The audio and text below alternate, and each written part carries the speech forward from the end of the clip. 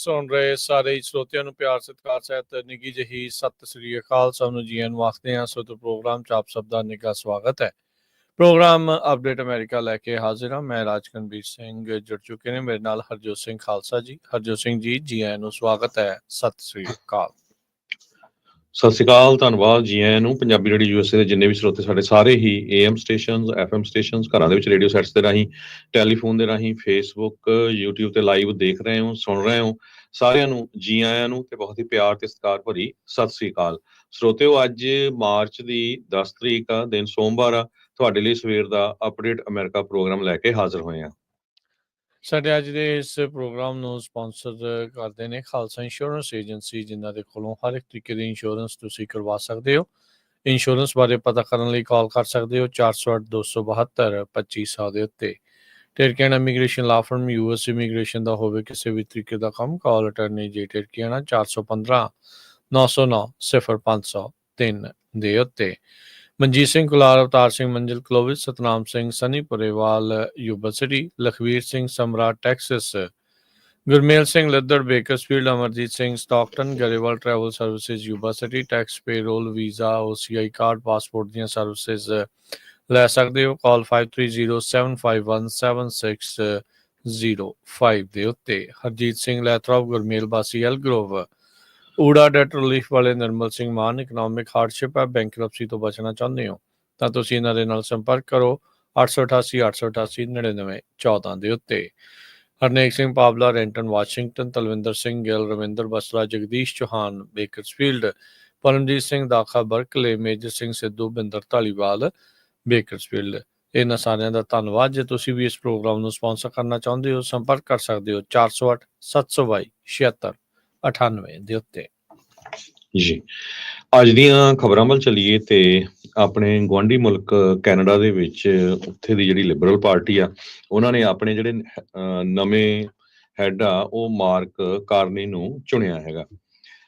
Mark Carney Justin Trudeau ਉਹਨਾਂ ਦੀ place ਲੈਣਗੇ ਤੇ ਕੈਨੇਡਾ ਦੇ ਨੈਕਸਟ ਪ੍ਰਾਈਮ ਮਿਨਿਸਟਰ ਹੋਣਗੇ ਕੁਛ ਦਿਨਾਂ ਲਈ ਜਾਂ ਕੁਛ ਮਹੀਨਿਆਂ ਲਈ। ਉਸ ਤੋਂ ਬਾਅਦ ਕੈਨੇਡਾ ਦੇ ਵਿੱਚ ਇਲੈਕਸ਼ਨ ਹੋਣ ਜਾ ਰਹੀ ਆ, ਕਿਉਂਕਿ ਜਸਟਨ ਟਰੂਡੋ ਉਹਨਾਂ ਨੇ ਅਨਾਊਂਸ ਕਰਤਾ ਸੀ ਵੀ ਉਹ ਇਲੈਕਸ਼ਨ ਵੀ ਕਰਾਉਣਗੇ ਤੇ ਆਪਣੀ ਪੋਜੀਸ਼ਨ ਤੋਂ ਉਹ ਰਿਜ਼ਾਈਨ ਵੀ ਕਰਨ ਜਾ ਰਹੇ ਹੈਗੇ ਆ। ਮਾਰਕ ਕਾਰਨੀ, ਇਹ ਜਸਟਨ ਟਰੂਡੋ ਬਿਲਕੁਲ ਬਹੁਤ ਹੀ ਵਧੀਆ ਕੈਨੇਡਾ ਦੇ ਪ੍ਰਾਈਮ ਮਿਨਿਸਟਰ ਹੈ, ਖਾਸ ਕਰਕੇ ਸਿੱਖਾਂ ਦੀਆਂ ਨਜ਼ਰਾਂ ਦੇ ਵਿੱਚ। ਤੇ ਜਿਸ ਹਿਸਾਬ ਦੇ ਨਾਲ ਉਹਨਾਂ ਨੇ ਆਪਣੇ ਪ੍ਰਸ਼ਾਸਨ ਦੇ ਆਖਰੀ ਦਿਨਾਂ ਦੇ ਵਿੱਚ ਟਰੰਪ ਉਹਨਾਂ ਦੇ ਨਾਲ ਗੱਲਬਾਤ ਕੀਤੀ, ਉਹਦੇ ਵਿੱਚ ਉਹਨਾਂ ਦੀ ਪਾਰਟੀ ਦਾ ਕੱਦ ਜਿਹੜਾ ਬਹੁਤ ਉੱਪਰ ਚਲਾ ਗਿਆ। ਹਾਲਾਂਕਿ 20-25 ਪੁਆਇੰਟ ਉਹ ਉਹਨਾਂ ਦੇ ਸਰਵੇ ਦੇ ਮੁਤਾਬਕ ਉਹਨਾਂ ਦੀ ਲੀਡ ਡਾਊਨ ਸੀ ਕੰਜ਼ਰਵੇਟਿਵ ਪਾਰਟੀ ਨਾਲੋਂ, ਪਰ ਇਹ ਹੁਣ ਫਿਰ ਇੱਕਦਮ ਉੱਪਰ ਆ ਗਈ ਆ। ਤੇ ਜਿਹੜੇ ਨਵੇਂ ਬਣਨ ਜਾ ਰਹੇ ਪ੍ਰਾਈਮ ਮਿਨਿਸਟਰ ਮਾਰਕ ਕਾਰਨੀ ਆ, ਇਹ ਬਹੁਤ ਹੀ ਕ੍ਰਿਟੀਕਲ ਹੈਗੇ ਆ ਪਹਿਲਾਂ ਹੀ ਪ੍ਰੈਜ਼ੀਡੈਂਟ ਟਰੰਪ ਉਹਨਾਂ ਦੇ। ਸੋ ਪਿਛਲੇ ਦਿਨਾਂ 'ਚ ਜੋ ਉਹਨਾਂ ਦੀ ਇਲੈਕਸ਼ਨ ਹੋਈ ਸੀ ਲੀਡਰ ਦੇ ਲਈ, 86% ਵੋਟਾਂ ਉਹਨਾਂ ਨੂੰ ਮਿਲੀਆਂ ਹੈਗੀਆਂ ਆ। ਪ੍ਰੈਜ਼ੀਡੈਂਟ ਟਰੰਪ ਉਹਨਾਂ ਨੇ ਵਾਰ-ਵਾਰ ਅਨਾਊਂਸ ਕੀਤਾ ਸੀ ਵੀ ਜਿਹੜਾ ਕੈਨੇਡਾ ਆ ਉਹਦੇ ਉੱਤੇ ਅਸੀਂ ਬਹੁਤ ਜ਼ਿਆਦਾ ਟੈਕਸ ਲਾਉਣ ਜਾ ਰਹੇ ਹਾਂ, ਟੈਕਸ ਲਾਏ ਵੀ ਹੈਗੇ ਆ, ਟੈਰਿਫ, ਤੇ 51ਵੀਂ ਸਟੇਟ ਹੈਗੀ ਆ। ਤੇ ਜਸਟਨ ਟਰੂਡੋ ਉਹਨਾਂ ਨੂੰ ਵਾਰ-ਵਾਰ ਟਰੋਲ ਵੀ ਕੀਤਾ ਸੀ ਵੀ ਤੁਸੀਂ ਜਿਹੜੇ ਆ 51ਵੀਂ ਸਟੇਟ ਦੇ ਜਿਹੜੇ ਗਵਰਨਰ ਆ ਉਹ ਬਣ ਜਾਓ। ਮਾਰਕ ਕਾਰਨੀ ਕਾਫੀ ਪੜ੍ਹੇ ਲਿਖੇ, ਵੈਲ ਐਜੂਕੇਟਡ ਇਕੋਨੋਮਿਸਟ ਆ, 59 ਸਾਲਾਂ ਦੇ ਆ।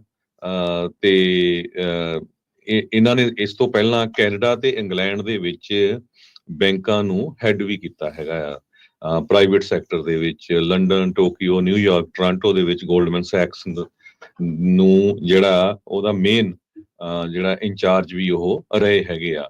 ਹਾਰਵਰਡ ਯੂਨੀਵਰਸਿਟੀ ਤੇ ਆਕਸਫੋਰਡ ਯੂਨੀਵਰਸਿਟੀ ਦੇ ਗ੍ਰੈਜੂਏਟ ਹੈਗੇ ਆ। 4 ਨਿਆਣੇ ਆ ਉਹਨਾਂ ਦੇ, 3 ਕੰਟਰੀਆਂ ਦੀ ਸਿਟੀਜ਼ਨਸ਼ਿਪ ਆ। ਬਾਈ ਬਰਥ ਕੈਨੇਡਾ ਦੀ, ਤੇ ਉਸ ਤੋਂ ਬਾਅਦ ਬ੍ਰਿਟਿਸ਼ ਤੇ ਆਇਰਿਸ਼ ਸਿਟੀਜ਼ਨਸ਼ਿਪ। ਤੇ ਕਾਰਨੀ ਹੋਣੀ, ਜਿਸ ਤਰ੍ਹਾਂ ਮੈਂ ਤੁਹਾਨੂੰ ਦੱਸਿਆ ਹੀ ਆ ਵੀ ਟਰੰਪ ਉਹਨਾਂ ਦੇ ਮਾਮਲੇ 'ਚ ਬਹੁਤ ਜ਼ਿਆਦਾ ਕ੍ਰਿਟੀਕਲ ਹੈਗੇ ਆ। ਤਕਰੀਬਨ 86% ਵੋਟ ਇਹਨਾਂ ਨੂੰ ਪਈ ਲਿਬਰਲ ਪਾਰਟੀ ਦੇ ਇਸ ਲੀਡਰ ਨੂੰ। ਸੋ ਮਹੀਨਾ ਜਾਂ 2 ਮਹੀਨੇ ਦੇ ਜਿਹੜੇ ਇਹ ਹਾਲ ਦੀ ਘੜੀ ਪ੍ਰਧਾਨ ਮੰਤਰੀ ਜਿਹੜੇ ਹੋਣਗੇ, ਉਹਨਾਂ ਦੇ ਬਿਆਨ ਕਹਿੰਦੇ ਵਿਕਟਰੀ ਸਪੀਚ ਦੇ ਵਿੱਚ ਕਿਹਾ, America is not Canada, Canada never ever will be part of America in any way, shape or form. Mark Carney ਨੇ ਆਉਂਦੇ ਜਿਹੜਾ ਉਹ ਬਿਆਨ ਦਿੱਤਾ। ਕਹਿੰਦੇ ਵੀ ਅਸੀਂ ਇਸ ਲੜਾਈ ਦੇ ਲਈ ਕੋਈ ਆਸਕ ਨਹੀਂ ਕੀਤਾ, ਮੰਗਿਆ ਨਹੀਂ ਸੀਗਾ, ਨਾ ਹੀ ਅਸੀਂ ਇਹ ਲੜਾਈ ਚਾਹੁੰਦੇ ਸੀਗੇ। ਤੇ ਪਰ ਕਹਿੰਦੇ ਕੈਨੇਡੀਅਨਜ਼ ਰੈਡੀ ਨੇ ਤੇ ਹਰ ਇੱਕ ਜਾਣਾ ਜਿਹੜਾ ਇਸ ਦੇ ਵਿੱਚ ਕਹਿੰਦੇ ਵੀ ਡਰੋਪ ਦਾ ਗਲਵਸ ਇਹ ਚੀਜ਼ ਦੇ ਲਈ ਜਿਹੜੇ ਉਹ ਰੈਡੀ ਹੋਣਗੇ। ਉੱਦਾਂ ਜਿਹੜੀਆਂ ਇਲੈਕਸ਼ਨ ਆ ਹਰਜੋਤ ਸਿੰਘ ਜੀ ਅਕਤੂਬਰ 20 ਦੇ ਲਈ ਜਿਹੜੀਆਂ ਸਕੈਜੂਲ ਆ ਉਹ ਕੀਤੀਆਂ ਗਈਆਂ ਆ, ਪਰ ਨਵੇਂ ਪ੍ਰਾਈਮ ਮਿਨਿਸਟਰ ਇਸ ਨੂੰ ਜਲਦੀ ਵੀ ਇਲੈਕਸ਼ਨਸ ਨੂੰ ਲਿਆ ਸਕਦੇ ਆ। ਇਹ ਜੇ ਵੇਖਿਆ ਜਾਵੇ ਜੋ ਉੱਥੇ ਦੇ ਪੋਲੀਟੀਕਲ ਹਾਲਾਤ ਆ ਤੇ ਜਿਸ ਤਰੀਕੇ ਦੇ ਨਾਲ ਉਹਨਾਂ ਦੀ ਪਾਰਟੀ ਦੀ ਮੁੜ ਦੁਬਾਰਾ ਵਾਪਸੀ ਹੋਈ ਆ, ਸੋ ਇਹ ਕਿਆਸ ਰਹੀਆਂ ਲੱਗ ਰਹੀਆਂ ਵੀ ਸ਼ਾਇਦ ਇਲੈਕਸ਼ਨ ਇਹ ਜਲਦੀ ਕਰਵਾ ਸਕਦੇ ਆ। ਜਿੱਦਾਂ ਤੁਸੀਂ ਜ਼ਿਕਰ ਕੀਤਾ ਵੀ ਕਿਸੇ ਟਾਈਮ ਦੇ ਉੱਤੇ 20 ਪੁਆਇੰਟਸ ਦੇ ਨਾਲ ਪਛੜ ਰਹੀ ਪਾਰਟੀ ਹੁਣ 4 ਪੁਆਇੰਟ ਦੇ ਨਾਲ ਅੱਗੇ ਹੋ ਗਈ ਆ।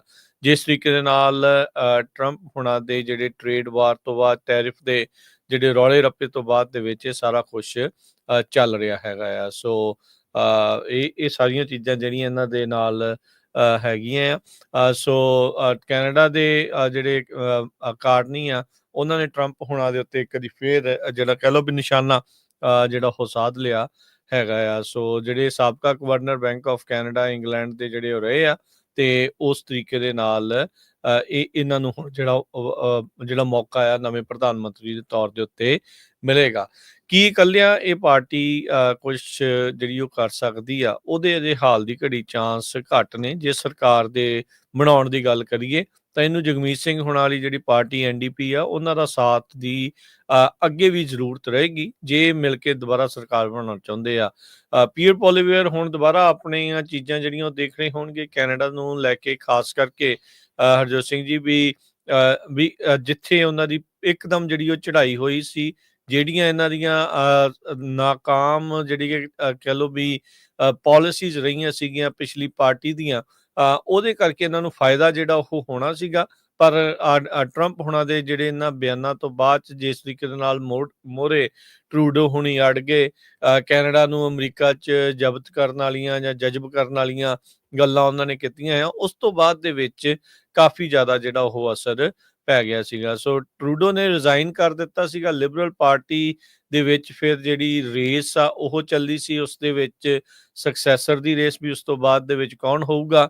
ਰੂਬੀ ਢੱਲਾ ਵਰਗੇ, ਚੰਦਰਾ ਆਰਿਆ ਵਰਗੇ ਵੀ ਜਿਹੜੇ ਭਾਰਤ ਪੱਖੀ ਕੁਛ ਜਿਹੜੇ ਭਾਰਤੀ ਮੂਲ ਦੇ ਜਿਹੜੇ ਲੀਡਰ ਆ ਉੱਤੇ ਉਹ ਮੋਹਰੇ ਆਏ ਸੀ, ਜਿਨ੍ਹਾਂ ਨੂੰ ਇਵੈਂਚੁਅਲੀ ਪਾਰਟੀ ਨੇ ਹੌਲੀ ਹੌਲੀ ਬਾਹਰ ਦਾ ਰਸਤਾ ਜਿਹੜਾ ਆ ਉਹ ਇਸ ਰੇਸ ਦੇ ਵਿੱਚੋਂ ਦਿਖਾ ਦਿੱਤਾ ਸੀਗਾ। ਸੋ ਐਂਟੀ ਟਰੰਪ ਸੈਂਟੀਮੈਂਟ ਇਸ ਟਾਈਮ ਉੱਥੇ ਹਾਈ ਚੱਲ ਰਿਹਾ ਆ। ਟਰੰਪ ਟੈਰਿਫ ਹੋਣਾ ਤੋਂ ਬਾਅਦ ਦੇ ਵਿੱਚ 51ਵੇਂ ਸੂਬੇ ਬਣਾਉਣ ਨੂੰ ਜਿਹੜਾ ਉਹ ਲੈ ਕੇ, ਉਹਦੇ ਕਰਕੇ ਇਹਨਾਂ ਦੀ ਪਾਰਟੀ ਦੇ ਕਹਿ ਲਓ ਵੀ ਹਾਲਾਤ ਜਿਹੜੇ ਉਹ ਬਦਲੇ ਆ। ਪਰ ਹੁਣ ਜਿਹੜੇ ਨਵੇਂ ਪ੍ਰਧਾਨ ਮੰਤਰੀ ਆ ਕਾਰਨੀ, ਉਹ ਦੇਖਦੇ ਆ ਵੀ ਕੀ ਫੈਸਲਾ ਜਿਹੜਾ ਇਸ ਦੇ ਵਿੱਚ ਲੈ ਸਕਦੇ ਹੈਗੇ ਆ। ਫਾਈਨੈਂਸ਼ੀਅਲ ਕ੍ਰਾਈਸਿਸ ਦੇ ਵਿੱਚ ਹਰਜੋਤ ਸਿੰਘ ਜੀ ਜਦੋਂ 2008-2009 ਦਾ ਆਇਆ ਸੀ, ਮਾਈਕ ਕਾਰਨੀ ਕਹਿੰਦੇ ਇੱਕ ਅਹਿਮ ਭੂਮਿਕਾ ਜਿਹੜੀ ਉਹਨਾਂ ਨੇ ਨਿਭਾਈ ਸੀ। ਉਹ ਪਹਿਲੇ ਬਣੇ ਸੀਗੇ non British bank of Canada ਦੇ ਗਵਰਨਰ 2013 ਦੇ ਵਿੱਚ। 2020 ਤੱਕ ਉਸੇ ਦੇ ਉੱਤੇ ਹੀ ਕਹਿੰਦੇ ਵੀ ਉਹਨਾਂ ਨੇ ਜਿਹੜਾ ਰਿਹਾ। ਸੋ ਜਿੱਦਾਂ ਤੁਸੀਂ ਦੱਸਿਆ ਵੀ ਉਹਨਾਂ ਦੀ ਪੜ੍ਹਾਈ ਤੇ ਇਕਨੋਮਿਕ ਅਰਥ ਸ਼ਾਸਤਰੀ ਜਿਹੜੇ ਉਹ ਹੈਗੇ ਨੇ। ਸੋ ਦੇਖਦੇ ਹਾਂ ਵੀ ਕੈਨੇਡਾ ਜੋ ਕਿ ਇਸ ਟਾਈਮ ਡੀਪ ਇਕਨੋਮਿਕ ਕ੍ਰਾਈਸਿਸ ਦੇ ਵਿੱਚ ਵੀ ਨਾਲ ਦੇ ਨਾਲ ਜਿਹੜਾ ਉਹ ਚੱਲ ਰਿਹਾ ਆ, ਉਸ ਨੂੰ ਇਹ ਕੱਢਣ ਦੇ ਵਿੱਚ ਕਾਮਯਾਬ ਹੁੰਦੇ ਆ ਜਾਂ ਕਿਹੜੇ ਰਾਹ ਦੇ ਉੱਤੇ ਇਹ ਪਾਉਣਗੇ। ਦੂਸਰੇ ਪਾਸੇ ਕੈਨੇਡਾ ਦੇ ਜਿਹੜੀ ਓਨਟਾਰੀਓ ਸਟੇਟ ਆ, ਉਹਨਾਂ ਨੇ ਅਮਰੀਕਾ ਦੇ ਵਿੱਚ ਜੋ ਬਿਜਲੀ ਆਉਂਦੀ ਹੈਗੀ ਆ ਉਹਦੇ ਉੱਤੇ 25% ਸਰਚਾਰਜ ਲਾ ਦਿੱਤਾ ਹੈਗਾ। ਪ੍ਰੀਮੀਅਰ ਡਗ ਫੋਰਡ ਉਹਨਾਂ ਨੇ ਇਹ ਕਿਹਾ ਆ ਵੀ ਸਾਨੂੰ 3 ਲੱਖ ਤੋਂ ਲੈ ਕੇ 4 ਲੱਖ ਡਾਲਰ ਦਾ ਰੈਵਨਿਊ ਐਵਰੀ ਡੇ ਆਊਗਾ। ਸੋ 1.5 ਮਿਲੀਅਨ ਹੋਮਸ ਤੇ ਬਿਜ਼ਨੈਸਸ ਨਿਊਯਾਰਕ, ਮਿਸ਼ੀਗਨ, ਮਿਨੇਸੋਟਾ, ਇੱਥੇ ਜਿਹੜੀ ਬਿਜਲੀ ਆ ਉਹ ਐਕਸਪੈਂਸਿਵ ਹੋਊਗੀ, ਉਹਨਾਂ ਦੇ ਉੱਤੇ ਇਸ ਦਾ ਜਿਹੜਾ ਬਹੁਤ ਜ਼ਿਆਦਾ ਅਸਰ ਪਊਗਾ। ਜੀ ਬਿਲਕੁਲ। ਅਗਲੀ ਜਿਹੜੀ ਹਰਜੋਤ ਸਿੰਘ ਦੀ ਗੱਲ ਕਰਦੇ ਜਾਈਏ, ਅਮਰੀਕਾ ਦੇ ਵਿੱਚ ਗਵਰਨਮੈਂਟ ਸ਼ਟਡਾਊਨ ਦਾ ਖਤਰਾ ਇੱਕ ਵਾਰੀ ਫੇਰ ਮੰਡਰਾ ਰਿਹਾ ਆ। ਇਸ ਸ਼ੁੱਕਰਵਾਰ ਤੱਕ ਦਾ ਵਕਤ ਆ ਕਾਂਗਰਸ ਦੇ ਕੋਲ ਨਵਾਂ ਸਟਾਪ ਗੈਪ ਬਿੱਲ ਆ ਉਸ ਨੂੰ ਪਾਸ ਕਰਨ ਦੇ ਲਈ। ਕਾਂਗਰੈਸ਼ਨਲ ਰਿਪਬਲਿਕਨਸ ਇਸ ਟਾਈਮ ਇਕੱਠੇ ਹੋਣ ਦੇ ਵਿੱਚ ਨੇ ਵੀ ਗਵਰਨਮੈਂਟ ਸ਼ਟਡਾਊਨ ਆ ਉਸ ਨੂੰ ਕਿਸ ਤਰੀਕੇ ਦੇ ਨਾਲ ਬੰਦ ਹੋਣੋਂ ਜਿਹੜਾ ਉਹ ਬਚਾਇਆ ਜਾਵੇ। ਇਸ ਮੌਕੇ ਰਿਪਬਲਿਕਨ ਮੈਜੋਰਟੀ ਆ 214 ਦੇ ਮੁਕਾਬਲੇ 218 ਦੇ ਨਾਲ ਕਹਿੰਦੇ ਵੀ ਇਹ ਜਿਹੜੇ ਪਿਛਲੀ ਵਾਰੀ ਜਿਹੜੇ ਮਾਈਕ ਜੌਨਸਨ ਸਪੀਕਰ ਆ ਉਹਨਾਂ ਦੇ ਪਲਾਨ ਦੇ ਉੱਤੇ ਪਹਿਲਾਂ ਵੀ ਜਿਹੜਾ ਕਈ ਵਾਰੀ ਉਹਦਾ ਪਾਣੀ ਜਿਹੜਾ ਉਹ ਫਿਰ ਚੁੱਕਾ ਹੈਗਾ ਆ। ਡੈਟ ਸੀਲਿੰਗ ਨੂੰ ਲੈ ਕੇ ਇਸ ਸਾਰੇ ਕਾਸੇ ਦੇ ਵਿੱਚ ਜਿਹੜੀਆਂ ਉਹ ਚੀਜ਼ਾਂ ਹੋਣਗੀਆਂ। ਉਧਰ ਕਹਿੰਦੇ ਵੀ ਹਾਂ ਮੈਜੋਰਟੀ ਇਹਨਾਂ ਦੇ ਕੋਲ ਜ਼ਰੂਰ ਹੈਗੀ ਆ, ਪਰ ਕੀ ਇਹਨਾਂ ਦੇ ਕੋਲ ਵੋਟਸ ਹੈਗੀਆਂ ਕਿ ਨਹੀਂ ਇਹ ਦੇਖਣ ਵਾਲੀ ਗੱਲ ਆ। ਜਿਹੜੇ ਫਾਈਨੈਂਸ਼ੀਅਲ ਕੰਜ਼ਰਵੇਟਿਵ ਰਿਪਬਲਿਕਨਸ ਆ ਉਹ ਹੋ ਸਕਦਾ ਵੀ ਜਿਹੜੀਆਂ ਇਸ ਦੇ ਵਿੱਚ ਪਲਾਨ ਆ ਇਸ ਬਿੱਲ ਨੂੰ ਪਾਸ ਕਰਾਉਣ ਦੇ ਲਈ ਉਹਦੇ ਵਿੱਚ ਪੂਰੀ ਤਰ੍ਹਾਂ ਸਾਥ ਨਾ ਦੇਣ। ਇਹ ਬਿੱਲ ਦੇ ਵਿੱਚ ਕਹਿੰਦੇ ਵੀ ਕਈ ਤਰੀਕੇ ਦੀ ਸਪੈਂਡਿੰਗ ਫੰਕਸ਼ਨਸ ਜਿਹਦੇ ਵਿੱਚ ਲਾ ਐਨਫੋਰਸਮੈਂਟ, ਏਅਰ ਟ੍ਰੈਫਿਕ ਕੰਟਰੋਲ, ਉਹ ਸਾਰੀਆਂ ਚੀਜ਼ਾਂ ਜਿਹੜੀਆਂ ਉਹ ਹੋਣਗੀਆਂ। ਤਕਰੀਬਨ $7.25 ਟ੍ਰਿਲੀਅਨ ਦਾ 6.75 ਟ੍ਰਿਲੀਅਨ ਡਾਲਰ ਦਾ ਜਿਹੜਾ ਫੈਡਰਲ ਬਜਟ ਆ ਉਹ ਇਸ ਦੇ ਵਿੱਚ ਹੋਊਗਾ। ਇਸ ਵਿੱਚ ਸੋਸ਼ਲ ਸਿਕਿਉਰਿਟੀ ਰਿਟਾਇਰਮੈਂਟ ਪ੍ਰੋਗਰਾਮ ਤੇ $1 ਟ੍ਰਿਲੀਅਨ ਜਿਹੜਾ ਇੰਟਰਸਟ ਪੇਮੈਂਟਸ ਆ, ਜਿਹੜਾ $36 ਟ੍ਰਿਲੀਅਨ ਡੈਟ ਅਮਰੀਕਾ ਸਿਰ ਆ ਉਹ ਵੀ ਇਸ ਦੇ ਵਿੱਚ ਸ਼ਾਮਲ ਰਹੇਗਾ। ਡਿਫੈਂਸ ਸਪੈਂਡਿੰਗ ਦੇ ਵਿੱਚ ਵਾਧਾ ਜਿਹੜਾ $6 ਬਿਲੀਅਨ ਦੇ ਨਾਲ ਹੋਊਗਾ। ਨਾਨ ਡਿਫੈਂਸ ਸਪੈਂਡਿੰਗ ਦੇ ਵਿੱਚ $13 ਬਿਲੀਅਨ ਦੀ ਕਟੌਤੀ ਜਿਹੜੀ ਇਸ ਦੇ ਵਿੱਚ ਰੱਖੀ ਗਈ ਹੈਗੀ ਆ। ਸੋ ਇਹ ਜਿਹੜੇ ਹਾਊਸ ਰਿਪਬਲਿਕਨ ਲੀਡਰਸ਼ਿਪ ਆ ਉਹ ਇਸ ਦੇ ਬਾਰੇ ਜਾਣਕਾਰੀਆਂ ਦੇ ਰਹੀ ਆ। ਕਹਿੰਦੇ ਵੀ $20 ਬਿਲੀਅਨ ਦੀ ਜਿਹੜੀ IRS ਨੂੰ ਮਨੀ ਮਿਲਣੀ ਸੀ ਉਸ ਉੱਤੇ ਫਰੀਜ਼ ਲਾ ਕੇ ਰੱਖੀ ਆ ਤੇ ਉਹ ਇਸੇ ਤਰੀਕੇ ਦੇ ਨਾਲ ਰਹੇਗੀ ਜਿਸ ਤਰੀਕੇ ਦੇ ਨਾਲ ਦਸੰਬਰ ਮਹੀਨੇ ਦੇ ਵਿੱਚ ਵੀ ਇਹਨਾਂ ਨੇ ਉਸ ਉੱਤੇ ਫਰੀਜ਼ ਲਗਾ ਕੇ ਰੱਖਿਆ ਸੀ। ਪਿਛਲੀ ਗਵਰਨਮੈਂਟ ਸ਼ਟਡਾਊਨ 2018 ਤੋਂ 2019 ਦੇ ਵਿੱਚ ਸਭ ਤੋਂ ਲੰਮਾ ਸਮਾਂ 35 ਦਿਨ ਦੇ ਲਈ ਜਿਹੜੀ ਉਹ ਚੱਲੀ ਸੀ। ਇਹ ਟਰੰਪ ਹੁਣਾਂ ਦੇ ਪਹਿਲੇ ਕਾਰਜਕਾਲ ਦੇ ਦੌਰਾਨ ਦੇਖਿਆ ਗਿਆ ਸੀਗਾ। ਸੋ ਲਾਅ ਮੇਕਰਸ ਤੇ ਟਰੰਪ ਹੁਣੀ ਕੀ ਆਪਸ ਦੇ ਵਿੱਚ ਪਹਿਲੋਂ, ਕਿਉਂਕਿ ਇਹਨਾਂ ਦਾ ਆਪਸ 'ਚ ਵੀ ਇੱਕ ਸਮਝੌਤਾ ਹੋਣਾ ਚਾਹੀਦਾ ਵੀ ਕੀ ਜੋ ਟਰੰਪ ਹੁਣੀ ਆਖਦੇ ਆ ਉਸੇ ਹਿਸਾਬ ਦੇ ਨਾਲ ਹੀ ਕਾਂਗਰਸ ਜਿਹੜੀ ਸਪੈਂਡਿੰਗ ਆ ਉਹ ਜਿਹੜੀ ਉਹ ਰੱਖੂਗੀ ਜਾਂ ਆਪਣੇ ਪੱਧਰ ਦੇ ਉੱਤੇ ਵੀ ਕੁਛ ਜਿਹੜਾ ਉਹ ਜਿਹਨੂੰ ਕਹਿੰਦੇ ਵੀ ਪਾਵਰ ਆਫ ਪਰਸ ਇਹਨਾਂ ਦੇ ਕੋਲ ਆ ਵੀ ਉਸ ਨੂੰ ਜਿਹੜਾ ਉਹ ਅਖਤਿਆਰ ਕਰੇਗੀ। ਪਿਛਲੇ ਸਾਲ ਜਿਹੜੀ ਹਾਰਡਲਾਈਨਰ ਕੰਜ਼ਰਵੇਟਿਵ ਆ ਜਿਨ੍ਹਾਂ ਨੂੰ ਫਰੀडम ਕਾਕਸ ਆਖਿਆ ਜਾਂਦਾ ਆ, ਉਹਨਾਂ ਨੇ ਗਵਰਨਮੈਂਟ ਸਪੈਂਡਿੰਗ ਬਿੱਲ ਦੇ ਉੱਤੇ ਵੋਟ ਪਾਉਣ ਤੋਂ ਨਾ ਜਿਹੜੀ ਉਹ ਕਰ ਦਿੱਤੀ ਸੀ। ਖਾਸ ਕਰਕੇ ਕਹਿੰਦੇ ਵੀ ਜਿਹੜੇ ਸ਼ਾਰਟ ਟਰਮ ਮੈਜਰਸ ਆ ਉਸ ਨੂੰ ਜਿਹੜਾ ਉਹ ਲੈ ਕੇ ਉਹਨਾਂ ਨੂੰ ਕੰਟੀਨਿਊਇੰਗ ਰੈਜ਼ੋਲੂਸ਼ਨਸ ਦੇ ਤੌਰ ਦੇ ਉੱਤੇ ਬਾਅਦ ਦੇ ਵਿੱਚ ਦੇਖਿਆ ਗਿਆ ਸੀਗਾ। ਟਰੰਪ ਹੁਣਾਂ ਨੇ ਸਪੋਰਟ ਦਿੱਤੀ ਆ ਇਸ ਮੈਜਰ ਦੇ ਲਈ ਵੀ ਬੈਲੈਂਸ ਜਿਹੜਾ ਉਹ ਤੁਸੀਂ ਬਣਾ ਕੇ ਜਿਹੜਾ ਉਹ ਰੱਖੋ। ਸੋ ਬਹੁਤ ਸਾਰੇ ਜਿਹੜੇ ਨੰਬਰਸ ਆ ਉਹ ਇਸ ਟਾਈਮ ਆ ਰਹੇ ਨੇ ਬਾਹਰ। ਵਾਈਟ ਹਾਊਸ ਦੇ ਵਿੱਚ ਜਿਹੜੀ ਮੀਟਿੰਗ ਹੋਈ ਆ ਇਸ ਨੂੰ ਜਿਹੜਾ ਉਹ ਲੈ ਕੇ ਐਂਡੀ ਹੈਰਿਸ ਰਿਪਰੈਜ਼ੈਂਟੇਟਿਵ ਹੈਗੇ ਨੇ ਇਸ ਗਰੁੱਪ ਦੇ ਜਿਹੜੇ ਚੇਅਰ ਨੇ ਮੈਰੀਲੈਂਡ ਤੋਂ, ਉਹਨਾਂ ਨੇ ਜਿਹੜਾ ਉਹ ਕਿਹਾ ਆ ਵੀ ਅਸੀਂ ਜਿਹੜੇ ਟਰੰਪ ਹੁਣਾਂ ਦੇ ਨਾਲ ਸਪੋਰਟ ਦੇ ਵਿੱਚ ਖੜੇ ਆ ਤੇ ਕਹਿੰਦੇ ਵੀ 100% ਇਨ ਹਿਜ਼ ਕਾਰਨਰ। ਇਸੇ ਤਰੀਕੇ ਦੇ ਨਾਲ ਇੱਕ ਹੋਰ ਰਿਪਰੈਜ਼ੈਂਟੇਟਿਵ ਵਿਕਟੋਰੀਆ ਸਪਾਰਟਸ ਇੰਡੀਆਨਾ ਤੋਂ ਨੇ, ਉਹਨਾਂ ਨੇ ਜਿਹੜਾ ਹਾਊਸ ਦੇ ਲਾਸਟ ਮਹੀਨੇ ਬਜਟ ਬਲੂਪ੍ਰਿੰਟ ਨੂੰ ਤਕਰੀਬਨ ਬਲੌਕ ਜਿਹੜਾ ਉਹ ਕਰ ਦਿੱਤਾ ਸੀ। ਜਿਹੜਾ ਟੈਕਸ ਦਾ ਜਿਹੜਾ ਏਜੰਡਾ ਸੀ ਉਸ ਨੂੰ ਲੈ ਕੇ ਉਹਨਾਂ ਨੇ ਵੀ ਇਸ ਮੈਜਰ ਦੇ ਲਈ ਸਪੋਰਟ ਜਿਹੜੀ ਦੇ ਦਿੱਤੀ ਹੈਗੀ ਆ। ਸੋ ਇਹ ਚੀਜ਼ ਜਿਹੜੀ ਉਹ ਦੇਖਣ ਵਾਲੀ ਗੱਲ ਹੋਊਗੀ। ਇਹ ਜਿਹੜਾ ਡਾਂਸ ਆ ਲਾਸਟ ਵੀਕ ਦੇ ਵਿੱਚ ਸਪੈਂਡਿੰਗ ਬਿੱਲ ਨੂੰ ਪਾਸ ਕਰਨ ਵਾਲਾ ਉਹ ਇਸ ਟਾਈਮ ਦੇਖਣ ਨੂੰ ਮਿਲੂਗਾ। ਡੈਮੋਕ੍ਰੇਟਸ ਨੇ ਕਲੀਅਰਲੀ ਦੱਸ ਦਿੱਤਾ ਵੀ ਉਹ ਕਿਸੇ ਵੀ ਮੈਜਰ ਦੇ ਉੱਤੇ ਸਪੋਰਟ ਨਹੀਂ ਕਰਨਗੇ ਜਿਸ ਤਰੀਕੇ ਦੇ ਨਾਲ ਰਿਪਬਲਿਕਨਸ ਕਹਿੰਦੇ ਵੀ ਸਾਡੇ ਕਾਰਜਕਾਲ ਦੇ ਵਿੱਚ ਸਾਡੇ ਜਿਹੜੀ ਪਾਰਟੀ ਦੇ ਰਾਸ਼ਟਰਪਤੀ ਦੇ ਕਾਰਜਕਾਲ ਦੇ ਵਿੱਚ ਕਰਦੇ ਰਹੇ ਹੈਗੇ ਆ। ਸੋ ਕਹਿੰਦੇ ਵੀ ਜੇ ਬਿੱਲ ਕਲੀਅਰ ਕਰ ਜਾਂਦਾ ਆ ਹਾਊਸ ਦੇ ਵਿੱਚ ਤਾਂ ਰਿਪਬਲਿਕਨਸ ਦੇ ਕੋਲ ਸੈਨੇਟ ਵਿੱਚ ਜਿਹੜੀ ਉਹ ਮੈਜੋਰਟੀ ਹੈਗੀ ਆ 47 ਦੇ ਮੁਕਾਬਲੇ 53 ਨਾਲ, ਪਰ ਫਿਰ ਵੀ 7 ਘੱਟੋ ਘੱਟ ਡੈਮੋਕ੍ਰੇਟਸ ਦੀ ਉਹਨਾਂ ਨੂੰ ਜ਼ਰੂਰਤ ਪੈਣੀ ਆ ਇਸ ਬਿੱਲ ਨੂੰ ਜਿਹੜਾ ਉਹ ਪਾਸ ਕਰਾਉਣ ਦੇ ਲਈ। ਇੱਕ ਜਿਹੜਾ ਮੋਡਰੇਟ ਡੈਮੋਕ੍ਰੇਟ ਆ ਜਿਹੜਾ US ਦੇ ਸੈਨੇਟਰ ਜੌਨ ਫੈਟਰਮੈਨ ਪੈਂਸਲਵੇਨੀਆ ਤੋਂ, ਉਸਨੇ ਕਿਹਾ ਆ ਵੀ ਉਹ ਰਿਜੈਕਟ ਨਹੀਂ ਕਰੂਗਾ ਇਸ ਮੈਜਰ ਨੂੰ ਜਿਹੜਾ ਉਹ ਲੈ ਕੇ, ਤੇ ਕਹਿੰਦੇ ਵੀ ਇਹ ਜਿਹੜਾ ਆ ਕੇਓਸ ਆ ਤੇ I will never vote for chaos ਵੀ ਇਸ ਟਾਈਮ ਜੋ ਹਾਲਾਤ ਬਣੇ ਪਏ ਆ। ਇਸੇ ਤਰੀਕੇ ਦੇ ਨਾਲ ਇੱਕ ਹੋਰ US ਸੈਨੇਟਰ ਰੌਨ ਵਾਈਡਨ ਜਿਹੜੇ ਓਰੇਗਨ ਤੋਂ ਆ, ਉਹਨਾਂ ਨੇ ਕਿਹਾ ਵੀ shutdowns are a bad idea, I am not a shutdown guy. ਕਹਿੰਦੇ ਵੀ ਇਹ ਜਿਹੜੀਆਂ ਚੀਜ਼ਾਂ ਇਸ ਟਾਈਮ ਸਾਹਮਣੇ ਦੇਖਣ ਨੂੰ ਮਿਲੀਆਂ ਆ। ਸੋ ਇਹ ਜਿਹੜਾ ਡਾਂਸ ਆ ਲਾਸਟ ਡਾਂਸ ਹਰ ਵਾਰੀ ਲਾਸਟ ਵੀਕ ਦੇ ਵਿੱਚ ਅਖੀਰਲੇ ਦਿਨਾਂ ਦੇ ਵਿੱਚ ਜੋ ਹੁੰਦਾ ਆ ਉਹ ਇੱਕ ਵਾਰੀ ਫੇਰ ਆਪਾਂ ਨੂੰ ਦੇਖਣ ਨੂੰ ਮਿਲੇਗਾ ਵੀ ਕੀ ਸਰਕਾਰ ਫੈਡਰਲ ਸਰਕਾਰ ਸ਼ਟਡਾਊਨ ਹੁੰਦੀ ਆ ਸ਼ੁੱਕਰਵਾਰ ਨੂੰ ਜਾਂ ਨਹੀਂ। ਜੀ, ਅਗਲੀ ਖਬਰ ਜਿਹੜੀ ਆ ਬੜੀ ਮੇਜਰ ਖਬਰ ਆ। ਪ੍ਰੈਜ਼ੀਡੈਂਟ ਡੋਨਾਲਡ ਟਰੰਪ ਹੋਣਾ ਨੇ ਅੱਜ ਸਟੇਟਮੈਂਟ ਜਾਰੀ ਕੀਤੀ ਆ ਵੀ I won't rule out a recession. ਉਹ ਕਹਿੰਦੇ ਵੀ ਰਿਸੈਸ਼ਨ ਆ ਸਕਦਾ ਹੈਗਾ। ਅੱਜ ਤੋਂ ਕੁਝ ਦਿਨ ਪਹਿਲਾਂ ਜਿਸ ਦਿਨ ਉਹਨਾਂ ਨੇ ਅਨਾਉਂਸ ਕੀਤਾ ਸੀ ਵੀ ਉਹ ਮੈਕਸੀਕੋ ਤੇ ਕੈਨੇਡਾ ਦੇ ਉੱਤੇ ਟੈਰਿਫ ਲਾਉਣ ਜਾ ਰਹੇ ਆ, ਉਸੇ ਦਿਨ 700 ਪੁਆਇੰਟ ਜਿਹੜਾ ਹੈ ਸਟਾਕ ਮਾਰਕੀਟ ਡਿੱਗ ਪਈ ਸੀਗੀ। ਪਿਛਲੇ ਹਫਤੇ ਵੀ ਸਟਾਕ ਮਾਰਕੀਟ ਬਹੁਤ ਡਾਊਨ ਗਈ ਹੈਗੀ ਆ। ਜੇ ਅੱਜ ਦੀ ਗੱਲ ਕਰਦੇ ਇਸ ਟਾਈਮ ਆਪਾਂ ਤੁਹਾਡੇ ਨਾਲ ਖਬਰਾਂ ਸਾਂਝੀਆਂ ਕਰਦੇ ਹਾਂ। ਡਾਓ ਜੋਨ ਇੰਡਸਟਰੀਅਲ 1.31% ਡਾਊਨ ਆ, S&P ਇੰਡੈਕਸ 2.28% ਤੇ ਨੈਸਡੈਕ 3.57% ਡਾਊਨ ਆ। ਟੈਕਨੋਲੋਜੀ ਸਟਾਕਸ ਦਾ ਬਹੁਤ ਬੁਰਾ ਹਾਲ ਆ। ਟੈਕਨੋਲੋਜੀ ਕੰਪਨੀਆਂ 'ਚ ਲੇ ਆਫ ਬਹੁਤ ਹੋ ਰਹੀ ਹੈਗੀ ਆ।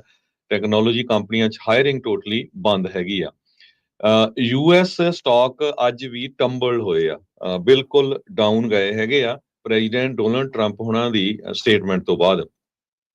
ਤਿੰਨ ਮੇਜਰ ਜਿਹੜੇ ਇੰਡੈਕਸਸ ਆ ਉਹ ਲੋਅਰ ਓਪਨ ਹੋਏ ਜਦੋਂ ਮਾਰਕੀਟ ਓਪਨ ਹੋਈ ਹੈਗੀ ਆ। Google, Amazon, Apple, Meta, Microsoft, Nvidia, Tesla ਸਾਰੇ ਜਿਹੜੇ ਇਸ ਟਾਈਮ ਰੈੱਡ ਦੇ ਵਿੱਚ ਹੈਗੇ ਆ।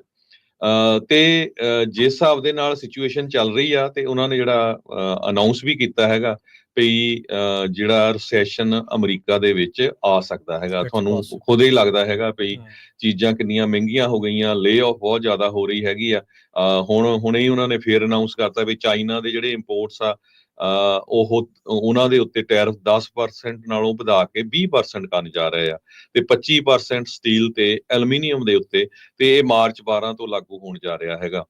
250% ਟੈਰਿਫ ਕਹਿੰਦੇ ਵੀ ਕੈਨੇਡੀਅਨ ਡੇਅਰੀ ਪ੍ਰੋਡਕਟਸ ਦੇ ਉੱਤੇ ਲਾਉਣ ਜਾ ਰਹੇ ਹੈਗੇ ਆ। ਇਹ ਉਹਨਾਂ ਨੇ ਪਿਛਲੇ ਹਫਤੇ ਥ੍ਰੈਟ ਕੀਤਾ ਸੀ। ਸੋ ਸਿਚੁਏਸ਼ਨ ਟੈਰਿਫਸ ਨੂੰ ਲੈ ਕੇ, ਰਿਸੈਸ਼ਨ ਨੂੰ ਲੈ ਕੇ ਹੁਣ ਇਹ ਨਵਾਂ ਸਿਚੁਏਸ਼ਨ ਬਣਦੀ ਜਾ ਰਹੀ ਹੈਗੀ ਆ। ਇੱਕ ਪਾਸੇ ਤਾਂ ਇਹ ਸੀ ਵੀ ਮੇਕ ਅਮਰੀਕਾ ਗ੍ਰੇਟ ਅਗੇਨ, ਲੋਕਾਂ ਨੂੰ ਆਸ ਬੜੀ ਸੀ ਵੀ ਹਾਂ ਬਿਲਕੁਲ ਵਧੀਆ ਚੱਲੂਗਾ, ਪਰ ਜਿਸ ਹਿਸਾਬ ਦੇ ਨਾਲ ਲੇ ਆਫਸ ਮਾਊਂਟਿੰਗ ਵੱਡੀ ਗਿਣਤੀ 'ਚ ਹੋ ਰਹੀਆਂ ਆ, ਹਾਇਰਿੰਗ ਸਲੋ ਡਾਊਨ ਹੋ ਰਹੀ ਆ, ਕੰਜ਼ਿਊਮਰ ਦਾ ਕੌਨਫੀਡੈਂਸ ਉੜਦਾ ਜਾ ਰਿਹਾ, ਇਰੋਡ ਹੁੰਦਾ ਜਾ ਰਿਹਾ, ਇਨਫਲੇਸ਼ਨ ਪਿਕ ਹੁੰਦੀ ਜਾ ਰਹੀ ਹੈਗੀ ਆ। 10 ਈਅਰ US ਟ੍ਰੇਜਰੀ ਜਿਹੜੀ ਆ ਉਹ 4.215% ਤੇ ਆ ਗਈ ਹੈਗੀ ਆ। ਸੋ ਆਉਣ ਵਾਲਾ ਜਿਹੜੇ ਮਹੀਨੇ ਆ ਉਹ ਬਾਲੇ ਗੁੱਡ ਨਹੀਂ ਲੱਗ ਰਹੇ ਹੈਗੇ। ਰਿਸੈਸ਼ਨ ਜਿਹੜਾ ਹੁੰਦਾ ਕਹਿੰਦੇ ਵੀ ਮੇਨਲੀ ਡਿਪੈਂਡ ਕਰਦਾ ਹੈ ਵੀ ਜੇ 2 ਕੁਆਟਰਸ ਜਿਹੜੇ ਆ ਲਗਾਤਾਰ ਉਹਨਾਂ ਦਾ ਜਿਹੜਾ gross domestic product growth down ਚੱਲ ਜਾਏ ਤਾਂ ਰਿਸੈਸ਼ਨ ਆ ਸਕਦਾ ਹੈ। National Bureau of Economic Research ਦਾ ਜਿਹੜਾ ਬਿਜ਼ਨਸ ਸਾਈਕਲ ਡੇਟਿੰਗ ਕਮੇਟੀ ਆ, ਉਹਨਾਂ ਨੇ ਇਹ ਕਿਹਾ ਆ ਵੀ ਬਹੁਤ ਜ਼ਿਆਦਾ ਡਿਕਲਾਈਨ ਹੋਇਆ ਇਕਨੋਮਿਕ ਐਕਟੀਵਿਟੀ ਦੇ ਵਿੱਚ ਪਿਛਲੇ ਕੁਝ ਮਹੀਨਿਆਂ ਦੇ ਵਿੱਚ। ਕਹਿੰਦੇ ਪਈ ਕਿੰਨਾ ਕੁ ਚਿਰ ਜਿਹੜੇ ਇਨਵੈਸਟਰ ਆ ਉਹ ਹੁਣ ਸੋਚਦੇ ਰਹਿਣਗੇ। ਗਲੋਬਲੀ ਜਿਹੜਾ ਆ ਤੁਸੀਂ ਸਿਚੁਏਸ਼ਨ ਦੇਖ ਲਓ, ਜਿਸ ਹਿਸਾਬ ਦੇ ਨਾਲ ਸਾਰੇ ਸੋਚਦੇ ਸੀ ਵੀ ਯੂਕਰੇਨ ਤੇ ਰਸ਼ੀਆ ਨੂੰ ਲੈ ਕੇ ਜਿਹੜੀ ਜੰਗ ਆ ਜਲਦੀ ਖਤਮ ਹੋ ਜਾਊਗੀ, ਤੇ ਉਹ ਵੀ ਜਿਹੜੀ ਵਿੱਚ ਲੰਕਦੀ ਜਾ ਰਹੀ ਹੈਗੀ ਆ। ਸੋ ਸੈਮ ਸਟੋਵਲ ਚੀਫ ਇਨਵੈਸਟਮੈਂਟ ਸਟ੍ਰੈਟਜਿਸਟ ਹੈਗੇ ਆ CFRA ਰਿਸਰਚ ਦੇ, ਉਹਨਾਂ ਨੇ ਇਹ ਕਿਹਾ ਆ ਵੀ ਜੋ ਕੁਝ ਦਿਸ ਰਿਹਾ ਹੈਗਾ ਉਹ ਤੋਂ ਲੱਗਦਾ ਆ ਵੀ ਇੱਕ ਤਰ੍ਹਾਂ ਦੇ ਨਾਲ ਸਾਡੇ ਲਈ ਰਿਸੈਸ਼ਨ ਦੀ ਥ੍ਰੈਟ ਹੈਗੀ ਆ। ਜੀ, ਰਿਸੈਸ਼ਨ ਦਾ ਖਤਰਾ ਜਿਹੜਾ ਆ ਉਹ ਹੁਣ ਵੱਡੇ ਪੱਧਰ ਦੇ ਉੱਤੇ ਮੰਡਰਾਉਣ ਲੱਗ ਗਿਆ। ਉੱਦਾਂ ਜਿਹੜੀ GDP ਦੀ ਹਰਜੋਤ ਸਿੰਘ ਜੀ ਤੁਸੀਂ ਗੱਲ ਕੀਤੀ ਆ, ਇਹ ਬਾਈਡਨ ਕਾਰਜਕਾਲ ਦੇ ਵਿੱਚ 2 ਵਾਰੀ ਨੈਗੇਟਿਵ 'ਚ ਚਲੇ ਗਏ ਸੀ, ਪਰ ਉਦੋਂ ਰਿਸੈਸ਼ਨ ਤੋਂ ਬਚ ਗਏ ਜੀ। ਇਹ ਚੀਜ਼ਾਂ ਜਿਹੜੀਆਂ ਉਹ ਆਪਾਂ ਨੂੰ ਸੁਣਨ ਨੂੰ ਮਿਲਦੀਆਂ ਰਹੀਆਂ। ਕੀ ਆਪਾਂ ਨੂੰ ਉਹ ਚੀਜ਼ ਦੁਬਾਰਾ ਦੁਹਰਾ ਹੋਊਗੀ ਇੱਥੇ, ਇਹ ਜਿਹੜੀ ਹੁਣ ਦੇਖਣ ਵਾਲੀ ਗੱਲ ਆ। ਪਰ ਟਰੰਪ ਹੁਣਾਂ ਦੇ ਇਸ ਬਿਆਨ ਦੇ ਉੱਤੇ ਰਿਸੈਸ਼ਨ ਨੂੰ ਲੈ ਕੇ ਭਰੋਸਾ ਘੱਟ ਤੇ ਜਿਹੜੀ ਸਥਿਤੀ ਆ ਉਹ ਮਾੜੀ ਜਿਹੜੀ ਉਹ ਹੋਈ ਆ ਇਸ ਨੂੰ ਲੈ ਕੇ, ਉਹਦੇ ਕਰਕੇ ਜਿਹੜੀ ਸਟਾਕ ਮਾਰਕੀਟਸ ਆ ਉਸ ਵਿੱਚ ਹਾਲਾਤ ਮਾੜੇ ਆ। ਟਰੰਪ ਹੁਣਾਂ ਦੇ ਆਪਣੇ ਜਿਹੜੇ ਪੁਰਾਣੇ ਟਵੀਟ ਆ ਵੀ ਜੇ 1000 ਪੁਆਇੰਟ ਮਾਰਕੀਟ ਡਿੱਗ ਜਾਵੇ ਤਾਂ ਪ੍ਰੈਜ਼ੀਡੈਂਟ ਨੂੰ ਅਸਤੀਫਾ ਦੇ ਦੇਣਾ ਚਾਹੀਦਾ ਆ। ਅੱਜ ਉਹਨਾਂ ਦਾ ਸਗੋਂ ਇਹ ਬਿਆਨ ਸੀਗਾ ਵੀ ਕਹਿੰਦੇ ਵੀ ਅਸੀਂ ਟ੍ਰਾਂਜੀਸ਼ਨ ਪੀਰੀਅਡ 'ਚੋਂ ਲੰਘ ਰਹੇ ਹਾਂ ਇਕੋਨਮੀ ਦੇ, ਤੇ ਇਸ ਲਈ ਕਹਿੰਦੇ ਵੀ you can't really watch the stock market ਨੂੰ ਕਹਿੰਦੇ ਦੇਖੋ ਨਾ। ਇੱਕ ਪੱਤਰਕਾਰ ਨੇ ਜਦ ਰਿਸੈਸ਼ਨ ਬਾਰੇ ਉਹਨਾਂ ਨੂੰ ਪੁੱਛਿਆ ਸੀ ਤਾਂ ਉਹਨਾਂ ਦਾ ਇਹ ਬਿਆਨ ਸੀਗਾ ਵੀ ਟੈਰਿਫਸ ਦੇ ਨਾਲ ਅਸੀਂ ਬਹੁਤ ਜ਼ਿਆਦਾ ਮਨੀ ਜਿਹੜੀ ਇਕੱਠੀ ਕਰ ਲੈਣੀ ਆ, millions and billions of dollar. ਕਹਿੰਦੇ ਵੀ ਸਾਨੂੰ ਪਤਾ ਹੀ ਨਹੀਂ ਲੱਗਣਾ ਵੀ ਉਹ ਮਨੀ ਕਿੱਥੇ ਸਪੈਂਡ ਕਰਨੀ ਆ। ਸੋ ਇਹ ਜਿਹੜੇ ਬਿਆਨ ਹੈ ਇਦਾਂ ਦੇ ਜਿਹੜੇ ਉਹ ਆ ਰਹੇ ਆ, ਦਿਲ ਬਹਿਲਾਨੇ ਕਾ ਖਿਆਲ ਅੱਛਾ ਹੈ, ਪਰ ਹਾਲਾਤ ਲੋਕਾਂ ਦੇ ਜਿਹੜੇ ਆ ਉਹ ਠੰਠਨ ਗੋਪਾਲ ਵਾਲੇ ਪਾਸੇ ਨੂੰ ਵੱਧ ਰਹੇ ਆ। ਓਨਟਾਰੀਓ ਦਾ ਤੁਸੀਂ ਦੱਸਿਆ ਵੀ ਹੁਣ 25% ਜਿਹਦੀ ਬਿਜਲੀ ਰਾਤੋਂ ਰਾਤ ਵੱਧ ਜਾਣੀ ਆ, ਉਹਦਾ ਕੀ ਬਣੂਗਾ? ਉਹਦਾ ਤਾਂ ਸਾਰਾ ਬਜਟ ਹੀ ਜਿਹੜਾ ਅਪਸਾਈਡ ਡਾਊਨ ਜਿਹੜਾ ਉਹ ਹੋਣ ਜਾ ਰਿਹਾ ਹੈਗਾ। ਸੋ ਅੱਜ ਤੋਂ ਜਿਹੜੀ ਉਹਨਾਂ ਦੀ ਬਿਜਲੀ ਦੇ ਉੱਤੇ US ਦੇ ਜਿਹੜੇ 3 ਸੂਬਿਆਂ 'ਚ ਉੱਤੇ ਬਿਜਲੀ ਘੱਲਦੇ ਓਨਟਾਰੀਓ ਵਾਲੇ, ਉਹਨਾਂ ਨੇ ਜਿਹੜਾ ਉਹ ਕਰ ਦਿੱਤਾ ਹੈਗਾ ਆ। ਇੱਕ ਜਿਹੜੀ ਚੀਜ਼ ਆ, ਇਕੋਨੋਮਿਸਟ ਨਾਲ ਦੇ ਨਾਲ ਇਹ ਕਹਿ ਰਹੇ ਆ, ਕਹਿੰਦੇ ਵੀ ਟਰੰਪ ਚਾਹੇ ਉਹ ਏਜੰਟ ਆਫ ਕੇਓਸ ਐਂਡ ਕਨਫਿਊਜ਼ਨ ਹੈਗੇ ਆ, ਇਕੋਨੋਮਿਸਟ ਕਹਿੰਦੇ ਆ, ਪਰ ਕਹਿੰਦੇ ਵੀ US ਦੇ ਵਿੱਚ ਰਿਸੈਸ਼ਨ ਅਜੇ ਕਾਰਡਸ ਦੇ ਉੱਤੇ ਨਜ਼ਰ ਨਹੀਂ ਆ ਰਿਹਾ। ਇਹ ਵੀ ਨਾਲ ਦੇ ਨਾਲ ਜਿਹੜਾ ਹਰਜੋਤ ਸਿੰਘ ਜੀ ਜਿਹੜੇ US ਦੇ ਇਕੋਨੋਮਿਸਟ ਆ ਉਹ ਕਹਿ ਰਹੇ ਆ ਕਿ ਇਹ ਟਰੰਪ ਹੁਣਾਂ ਦੀ ਉਹਨਾਂ ਗੱਲਾਂ ਨੂੰ ਡਾਊਨ ਪਲੇ ਕਰਨ ਦੀ ਕੋਸ਼ਿਸ਼ ਆ ਜਾਂ ਉਹਨਾਂ ਨੂੰ ਰਿਐਲਿਟੀ ਇਸ ਦੇ ਵਿੱਚ ਕੁਛ ਨਾ ਕੁਛ ਹੋਰ ਪਤਾ। ਕਹਿੰਦੇ ਵੀ ਜੀਓ ਪੋਲੀਟੀਕਲ ਟਰਬੂਲੈਂਸ ਤੇ ਗਲੋਬਲ ਮਾਰਕੀਟ ਵੋਲੇਟਿਲਿਟੀ ਇਹ ਇਸ ਟਾਈਮ ਬਹੁਤ ਜ਼ਿਆਦਾ ਵਧੀ ਹੋਈ ਆ ਜਦੋਂ ਦੇ ਟਰੰਪ ਹੁਣੀ ਵਾਈਟ ਹਾਊਸ ਦੇ ਵਿੱਚ ਆਏ ਆ। ਇਹਦੇ ਕਰਕੇ US ਦੇ ਵਿੱਚ ਇਕੋਨਮੀ ਨੂੰ ਲੈ ਕੇ ਜਿਹੜੀ ਚਿੰਤਾ ਵਧੀ ਪਈ ਆ। US ਦੇ ਜਿਹੜੇ ਵਾਈਟ ਹਾਊਸ ਦੇ ਅਧਿਕਾਰੀ ਆ ਉਹਨਾਂ ਨੇ ਤਾਂ ਅਮਰੀਕੀ ਲੋਕਾਂ ਨੂੰ ਇਹ ਕਿਹਾ, ਕਹਿੰਦੇ ਬਿਲਕੁਲ ਤੁਹਾਨੂੰ ਤਿਆਰੀ ਕਰਨ ਦੀ ਲੋੜ ਨਹੀਂ ਆ, ਰਿਸੈਸ਼ਨ ਜਿਹੜਾ ਉਹ ਵਾਸਤੇ ਰਿਸੈਸ਼ਨ ਜਿਹੜਾ ਉਹ ਨਹੀਂ ਆਉਣਾ, ਇਹ ਉਹਨਾਂ ਦੇ ਅਧਿਕਾਰੀ ਕਹਿ ਰਹੇ ਆ। ਪਰ ਖੁਦ ਜਿਹੜੇ ਪ੍ਰੈਜ਼ੀਡੈਂਟ ਟਰੰਪ ਆ ਉਹ ਇਸ ਚੀਜ਼ ਤੋਂ ਮੁਨਕਰ ਨਹੀਂ ਆ, ਉਹ ਇਨਕਾਰੀ ਨਹੀਂ ਆ ਵੀ ਰਿਸੈਸ਼ਨ ਜਿਹੜਾ ਉਹ ਨਹੀਂ ਜਿਹੜਾ ਉਹ ਆਵੇਗਾ। ਸੋ ਇਹ ਚੀਜ਼ ਜਿਹੜੀ ਹੋਈ ਹੈ, ਫੌਕਸ ਦੇ ਉੱਤੇ ਵੀ ਅੱਜ ਗਏ ਸੀਗੇ, ਉੱਥੇ ਵੀ ਉਹਨਾਂ ਨੂੰ ਜਿਹੜਾ ਇਸ ਦੇ ਬਾਰੇ ਰਿਸੈਸ਼ਨ ਬਾਰੇ ਜਿਹੜੀ ਗੱਲ ਕੀਤੀ ਗਈ, ਕਿਉਂਕਿ ਇਹ ਹੁਣ ਤਾਂ ਸਪਸ਼ਟ ਹੀ ਆ ਨਾ, ਹੁਣ ਕਿੰਨਾ ਕੁ ਚਿਰ ਜਿਹੜਾ ਤੁਸੀਂ ਮਿੱਠੀਆਂ ਗੋਲੀਆਂ ਜਿਹੜੀਆਂ ਉਹ ਦੇਈ ਜਾਓਗੇ, ਇਵੈਂਚੁਅਲੀ ਜਿਹੜਾ ਇਸ ਦਾ ਅਸਰ ਤਾਂ ਉਹ ਪੈਣਾ ਹੀ ਆ। ਸਵਾਲਾਂ ਦੇ ਜਵਾਬ ਤਾਂ ਜਿਹੜੇ ਉਹ ਦੇਣੇ ਹੀ ਪੈਣੇ ਆ। ਮੇਕ ਅਮਰੀਕਾ ਅਫੋਰਡੇਬਲ ਅਗੇਨ ਵਾਲੀ ਜਿਹੜੀ ਗੱਲ ਆ ਉਹ ਹਾਲ ਦੀ ਘੜੀ ਪੂਰੀ ਤਰ੍ਹਾਂ ਸੱਚ ਸਾਬਤ ਜਿਹੜੀ ਉਹ ਨਹੀਂ ਹੋ ਰਹੀ ਹੈਗੀ। ਸੋ ਬਿਲਕੁਲ ਅੱਜ ਦੇ ਨਿਊਯਾਰਕ ਟਾਈਮ ਨੇ ਜਿਹੜਾ ਆਰਟੀਕਲ ਆ ਉਹਦਾ ਹੈਡਿੰਗ ਇਸ ਤਰ੍ਹਾਂ ਲਿਖਿਆ ਵੀ Trump's policies have shaken a once solid economic outlook. So ਖਾਸ ਕਰਕੇ ਕਹਿੰਦੇ ਵੀ ਪਿਛਲੇ ਹਫ਼ਤਿਆਂ ਦੇ ਵਿੱਚ ਜੋ ਫੈਡਰਲ ਗਵਰਨਮੈਂਟ 'ਚ ਲੇ ਆਫ ਹੋਈ ਆ, ਜਿਸ ਹਿਸਾਬ ਦੇ ਨਾਲ ਟੈਰਿਫ ਲੱਗੇ ਹੈਗੇ ਆ, ਜਿਸ ਹਿਸਾਬ ਦੇ ਨਾਲ ਇਮੀਗ੍ਰੇਸ਼ਨ ਰਾਉਂਡਸ ਅਪ ਹੋਏ ਹੈਗੇ ਆ, ਉਹਨਾਂ ਕਰਕੇ ਜਿਹੜੀ ਇਕਨੋਮਿਕ ਫੋਰਕਾਸਟ ਆ ਉਹ ਖਰਾਬ ਹੋਈ ਆ ਪਿਛਲੇ ਹਫ਼ਤਿਆਂ ਦੇ ਵਿੱਚ। ਸੋ ਤਦੇ ਕਰਕੇ ਟਰੰਪ ਉਹਨਾਂ ਨੇ ਇਹ ਰਿਸੈਸ਼ਨ ਦੇ ਸੰਬੰਧ ਦੇ ਵਿੱਚ ਵੀ ਸਟੇਟਮੈਂਟ ਦਿੱਤੀ ਆ। ਪਰ ਆਪਾਂ ਜਿੰਨੇ ਵੀ ਸਾਡੇ ਸਰੋਤੇ ਆ ਪੰਜਾਬੀ ਰੇਡੀਓ USA ਦੇ, ਪਲੀਜ਼ ਸਾਰਿਆਂ ਨੂੰ ਬੇਨਤੀ ਕਰ ਸਕਦੇ ਜਾਂ ਆਪਾਂ ਜੋ ਕੁਝ ਵਾਪਰਿਆ ਉਹਦੇ ਬਾਰੇ ਦੱਸ ਸਕਦੇ ਆ ਵੀ ਆਪਣੀ ਜਿੱਥੇ ਜੌਬ ਆ ਮਿਹਨਤ ਦੇ ਨਾਲ ਕਰੋ ਤਾਂ ਕਿ ਕਿਤੇ ਲੇ ਆਫ ਨਾ ਹੋ। ਦੂਸਰੇ ਨੰਬਰ ਤੇ ਸੇਵਿੰਗ ਜ਼ਰੂਰ ਰੱਖੋ ਜਦੋਂ ਰਿਸੈਸ਼ਨ ਆਉਂਦਾ। ਤੇ ਅੱਜ ਕੱਲ ਸਾਰਿਆਂ ਨੂੰ ਪਤਾ ਆ ਵੀ ਘਰਾਂ ਦੀਆਂ ਪੇਮੈਂਟਾਂ ਬਹੁਤ ਜ਼ਿਆਦਾ ਆ, ਲੋਕਾਂ ਦੀਆਂ ਟੈਕਸਸ ਸਾਰਾ ਕੁਛ, ਜਿੰਨੀ ਵੀ ਸੇਵਿੰਗ ਕਰ ਸਕਦੇ ਆ ਵੱਧ ਤੋਂ ਵੱਧ ਕਰੋ। ਜਿਹੜੇ ਕਈ ਹਜੇ ਵੀ ਸੋਚਦੇ ਹੋਊਗੇ ਵੀ ਲੈ ਇਹ ਤਾਂ ਐਵੇਂ ਹੀ ਮਾਰੀ ਜਾਂਦੇ ਆ, ਜੇ ਕਿਸੇ ਆਪਣੇ ਆਲੇ ਦੁਆਲੇ ਦੇ ਹੋਮ ਡੀਪੂ ਤੇ ਜਾ ਕੇ ਦੇਖਿਓ, ਅੱਜ ਤੋਂ ਕੁਝ ਮਹੀਨੇ ਪਹਿਲਾਂ ਹੋਮ ਡੀਪੂ 'ਚ ਪਾਰਕਿੰਗ ਨਹੀਂ ਲੱਭਦੀ ਹੁੰਦੀ ਸੀ, ਤੇ ਉੱਥੇ ਤੁਸੀਂ ਜਾ ਕੇ ਦੇਖੋ ਵੀ ਕਿੰਨੀਆਂ ਕਾਰਾਂ ਜਿਹੜੀਆਂ ਸਵੇਰ ਨੂੰ ਹੋਮ ਡੀਪੂ 'ਚ ਖੜੀਆਂ ਹੁੰਦੀਆਂ। ਸੋ ਉਹ ਤੋਂ ਤੁਹਾਨੂੰ ਅੰਦਾਜ਼ਾ ਲੱਗ ਜਾਂਦਾ ਵੀ ਕਿੰਨੀ ਕੁ ਰਿਮੋਡਲਿੰਗ, ਕੰਸਟਰਕਸ਼ਨ ਸਾਰਾ ਕੁਝ ਚੱਲ ਰਿਹਾ ਹੈ। ਜੀ ਹਰਜੋਤ ਸਿੰਘ ਜੀ, ਇਸ ਜਿਹੜੇ ਟੈਰਿਫ ਦੇ ਰੌਲੇ ਦੇ ਵਿੱਚ ਨਾ ਇੱਕ ਹੋਰ ਇਸ ਟਾਈਮ ਪੁਆਇੰਟ ਆਫ ਵਿਊ ਸਾਹਮਣੇ ਜਿਹੜਾ ਉਹ ਆ ਰਿਹਾ ਹੈ। ਇਹ ਜਿਹੜੇ ਵਿਚਾਰ ਬਹੁਤ ਚੱਲ ਰਹੇ, ਕਹਿੰਦੇ ਵੀ ਜਿਹੜਾ ਟਰੰਪ ਹੋਣਾ ਦਾ ਜਿਹੜਾ ਇਸ ਦੇ ਵਿੱਚ ਬਾਰ-ਬਾਰ ਪਲਟਣਾ, ਇਹਦੇ ਪਿੱਛੇ ਹੋਰ ਕੀ ਕਾਰਨ ਹੋ ਸਕਦੇ ਆ। ਕਹਿੰਦੇ ਵੀ ਇਹ ਮਾਰਕੀਟ ਨੂੰ ਮੈਨੂਪੂਲੇਟ ਕਰਨ ਦੀ ਵੀ ਇੱਕ ਕੋਸ਼ਿਸ਼ ਆ ਵੀ ਜਦੋਂ ਕਹਿਣਾ ਵੀ ਟੈਰਿਫ ਲੱਗ ਗਏ ਮਾਰਕੀਟ ਡਿੱਗ ਗਈ, ਜਿਹੜੇ ਬਿਲੀਅਨਰਸ ਆ, ਜਿਹੜੀਆਂ ਵੱਡੀਆਂ ਕੰਪਨੀਆਂ ਆ, ਉਹ ਫਿਰ ਮਾਰਕੀਟ ਦੇ ਵਿੱਚ ਸਸਤੇ ਭਾਅ ਦੇ ਉੱਤੇ ਸ਼ੇਅਰ ਖਰੀਦਦੀਆਂ ਆ। ਫਿਰ ਜਦੋਂ ਅਗਲੇ ਦਿਨ ਉਹ ਕਹਿ ਦਿੰਦੇ ਚੱਲ ਛੱਡ ਯਾਰ ਟੈਰਿਫ ਆਪਾਂ ਨਹੀਂ ਲਾਉਣੇ, ਹੁਣ ਫਿਰ ਮਹੀਨੇ ਲਈ ਐਕਸਟੈਂਡ ਕਰ ਦੇਣੇ, ਉਹ ਮਾਰਕੀਟ ਤਾਂ ਜਾਂਦੀ ਆ ਤੇ ਫਿਰ ਮਹਿੰਗੇ ਭਾਅ ਦੇ ਉੱਤੇ ਵੇਚਣਾ। ਸੋ ਇਹ ਅੰਦਰ ਖਾਤੇ ਇੱਕ ਪੋਲੀਟੀਕਲ ਕਰਪਸ਼ਨ ਦੀ ਜਿਹੜੀ ਇਸ ਟਾਈਮ ਇਨਸਾਈਡ ਟ੍ਰੇਡਿੰਗ ਵਾਲੀ ਜਿਹੜੀ ਗੱਲ ਆ, ਉਹ ਇਸ ਐਂਗਲ ਤੋਂ ਵੀ ਜਿਹੜੇ ਲੋਕ ਆ ਉਹ ਦੇਖ ਰਹੇ ਆ ਵੀ ਇਹ ਜਿਹੜਾ ਏਜੰਟ ਆਫ ਇਹਨਾਂ ਨੂੰ ਕੇਓਸ ਤੇ ਕਨਫਿਊਜ਼ਨ, ਇਸੇ ਲਈ ਜਿਹੜੇ ਇਕੋਨੋਮਿਸਟ ਆ ਉਹ ਆਖ ਰਹੇ ਆ ਵੀ ਇਹ ਆਪਣੇ ਜਿਹੜੇ ਸਾਥੀਆਂ ਦੇ, ਆਪਣੇ ਫਰੈਂਡਸ ਦੀਆਂ ਇਸ ਟਾਈਮ ਜੇਬਾਂ ਜਿਹੜੀਆਂ ਉਹ ਲਾਈਨਿੰਗ ਇਸ ਤਰੀਕੇ ਦੇ ਨਾਲ ਕਨਫਿਊਜ਼ਨ ਕਰਕੇ ਜਿਹੜੇ ਉਹ ਕਰ ਰਹੇ ਆ। ਟੈਰਿਫ ਨੂੰ ਲੈ ਕੇ ਮੈਨੂੰ ਨਹੀਂ ਲੱਗਦਾ ਹਰਜੋਤ ਸਿੰਘ ਜੀ ਵੀ ਜਿੱਦਾਂ ਦੇ 2 ਵਾਰੀ ਇਹਨਾਂ ਨੇ ਹੋ ਚੁੱਕਾ ਆ ਵੀ ਇਸ ਤੋਂ ਬਾਅਦ ਲੋਕ ਜਾਂ ਦੂਜੇ ਮੁਲਕ ਜਾਂ ਦੂਜੀਆਂ ਕੰਟਰੀਜ਼ ਜਾਂ ਦੂਜੇ ਜਿਹੜੇ ਹੋਰ ਇਕੋਨਮੀਜ਼ ਆ ਉਹ ਇਹਨਾਂ ਦੀ ਗੱਲ ਨੂੰ ਜਿਹੜੀ ਜ਼ਿਆਦਾ ਮਹੱਤਤਾ ਦੇਣਗੇ। ਦੇਣੀ ਤਾਂ ਪੈਣੀ ਹੈ, ਚਲੋ ਅਮਰੀਕਾ ਦੇ ਰਾਸ਼ਟਰਪਤੀ ਦੀ ਆ ਰਹੀ ਆ, ਪਰ ਟਰੰਪ ਉਹਨਾਂ ਦੇ ਬਿਆਨ ਨੂੰ ਫਿਰ ਉਹ ਜ਼ਿਆਦਾ ਚਿੱਥ ਕੇ ਦੇਖਣ ਦੀ ਜਿਹੜੀ ਗੱਲ ਹੋਊਗੀ। ਸੋ ਟ੍ਰੇਡ ਪਾਲਿਸੀਜ਼ ਦੇ ਉੱਤੇ ਜਿੱਦਾਂ ਹੀ ਅਨਪ੍ਰੈਡਿਕਟੇਬਿਲਿਟੀ ਜਿਹੜੀ ਉਹ ਬਣੀ ਪਈ ਆ, ਉਹਦੇ ਕਰਕੇ ਜਿਹੜਾ ਮਸਲਾ ਆ ਇਸ ਟਾਈਮ ਗੁੰਝਲਦਾਰ ਜਿਹੜਾ ਉਹ ਬਣ ਚੁੱਕਾ ਹੈਗਾ ਆ। ਲੁਟਨਿਕ ਜਿਹੜੇ ਕਾਮਰਸ ਦੇ ਸਕੱਤਰ ਨੇ, ਲੈਟਸ ਸੀ ਉਹ ਕਿੱਦਾਂ ਦੀ ਕਾਰਜਕਾਰੀ ਕਰਦੇ ਆ, ਕਿਉਂਕਿ ਟਰੰਪ ਹੁਣੇ ਝੱਟ ਦੇਣੀ ਦੂਜੇ ਦੇ ਉੱਤੇ ਭਾਂਡਾ ਭੰਨਣ ਦੇ ਵਿੱਚ ਪਿੱਛੇ ਨਹੀਂ ਹੁੰਦੇ। ਜਦੋਂ ਹੁਣ ਯੂਕਰੇਨ ਤੇ ਰਸ਼ੀਆ ਦੀ ਵਾਰ ਦਾ ਜਿਹੜਾ ਹਰਜੋਤ ਸਿੰਘ ਜੀ ਕੋਈ ਇਸ ਟਾਈਮ ਤਣ ਪੱਤਣ ਜਿਹੜਾ ਗੱਲ ਨਹੀਂ ਸੀ ਲੱਗ ਰਹੀ, ਤਾਂ ਉਹਨਾਂ ਨੇ ਇੱਕ ਦਿਨ ਬੀਤੇ ਦਿਨੀ ਬਿਆਨ ਦਿੱਤਾ ਸੀ, ਕਹਿੰਦੇ ਵੀ ਕੋਈ ਨਹੀਂ, ਸੈਕਟਰੀ ਆਫ ਸਟੇਟ ਮਾਰਕੋ ਰੂਬੀਓ ਬਹੁਤ ਸਿਆਣਾ ਬੰਦਾ ਆ, ਮੈਂ ਉਹਨੂੰ ਸਾਰੀ ਜ਼ਿੰਮੇਵਾਰੀ ਜਿਹੜੀ ਦਿੱਤੀ ਹੋਈ ਆ, ਆਪਣੇ ਤੋਂ ਮੋਢਿਆਂ ਤੋਂ ਜਿਹੜਾ ਭਾਰ ਆ ਚੱਕ ਕੇ ਰੂਬੀਓ ਦੇ ਮੋਢਿਆਂ ਦੇ ਉੱਤੇ ਜਿਹੜਾ ਉਹਨਾਂ ਨੇ ਇਸ ਚੀਜ਼ ਦਾ ਜਿਹੜਾ ਉਹ ਧਾਰ ਦਿੱਤਾ ਹੈਗਾ ਆ। ਸੋ ਇਵੈਂਚੁਅਲੀ ਇਸ ਟ੍ਰੇਡ ਨੂੰ ਲੈ ਕੇ, ਇਕੋਨਮੀ ਨੂੰ ਲੈ ਕੇ ਵੀ ਉਹ ਕਿਸੇ ਨਾ ਕਿਸੇ ਦੇ ਉੱਤੇ ਜਿਹੜਾ ਦੋਸ਼ ਆ ਉਹ ਜਾਂ ਭਾਰ ਆ ਉਸ ਦੇ ਉੱਤੇ ਪਾ ਸਕਦੇ ਆ।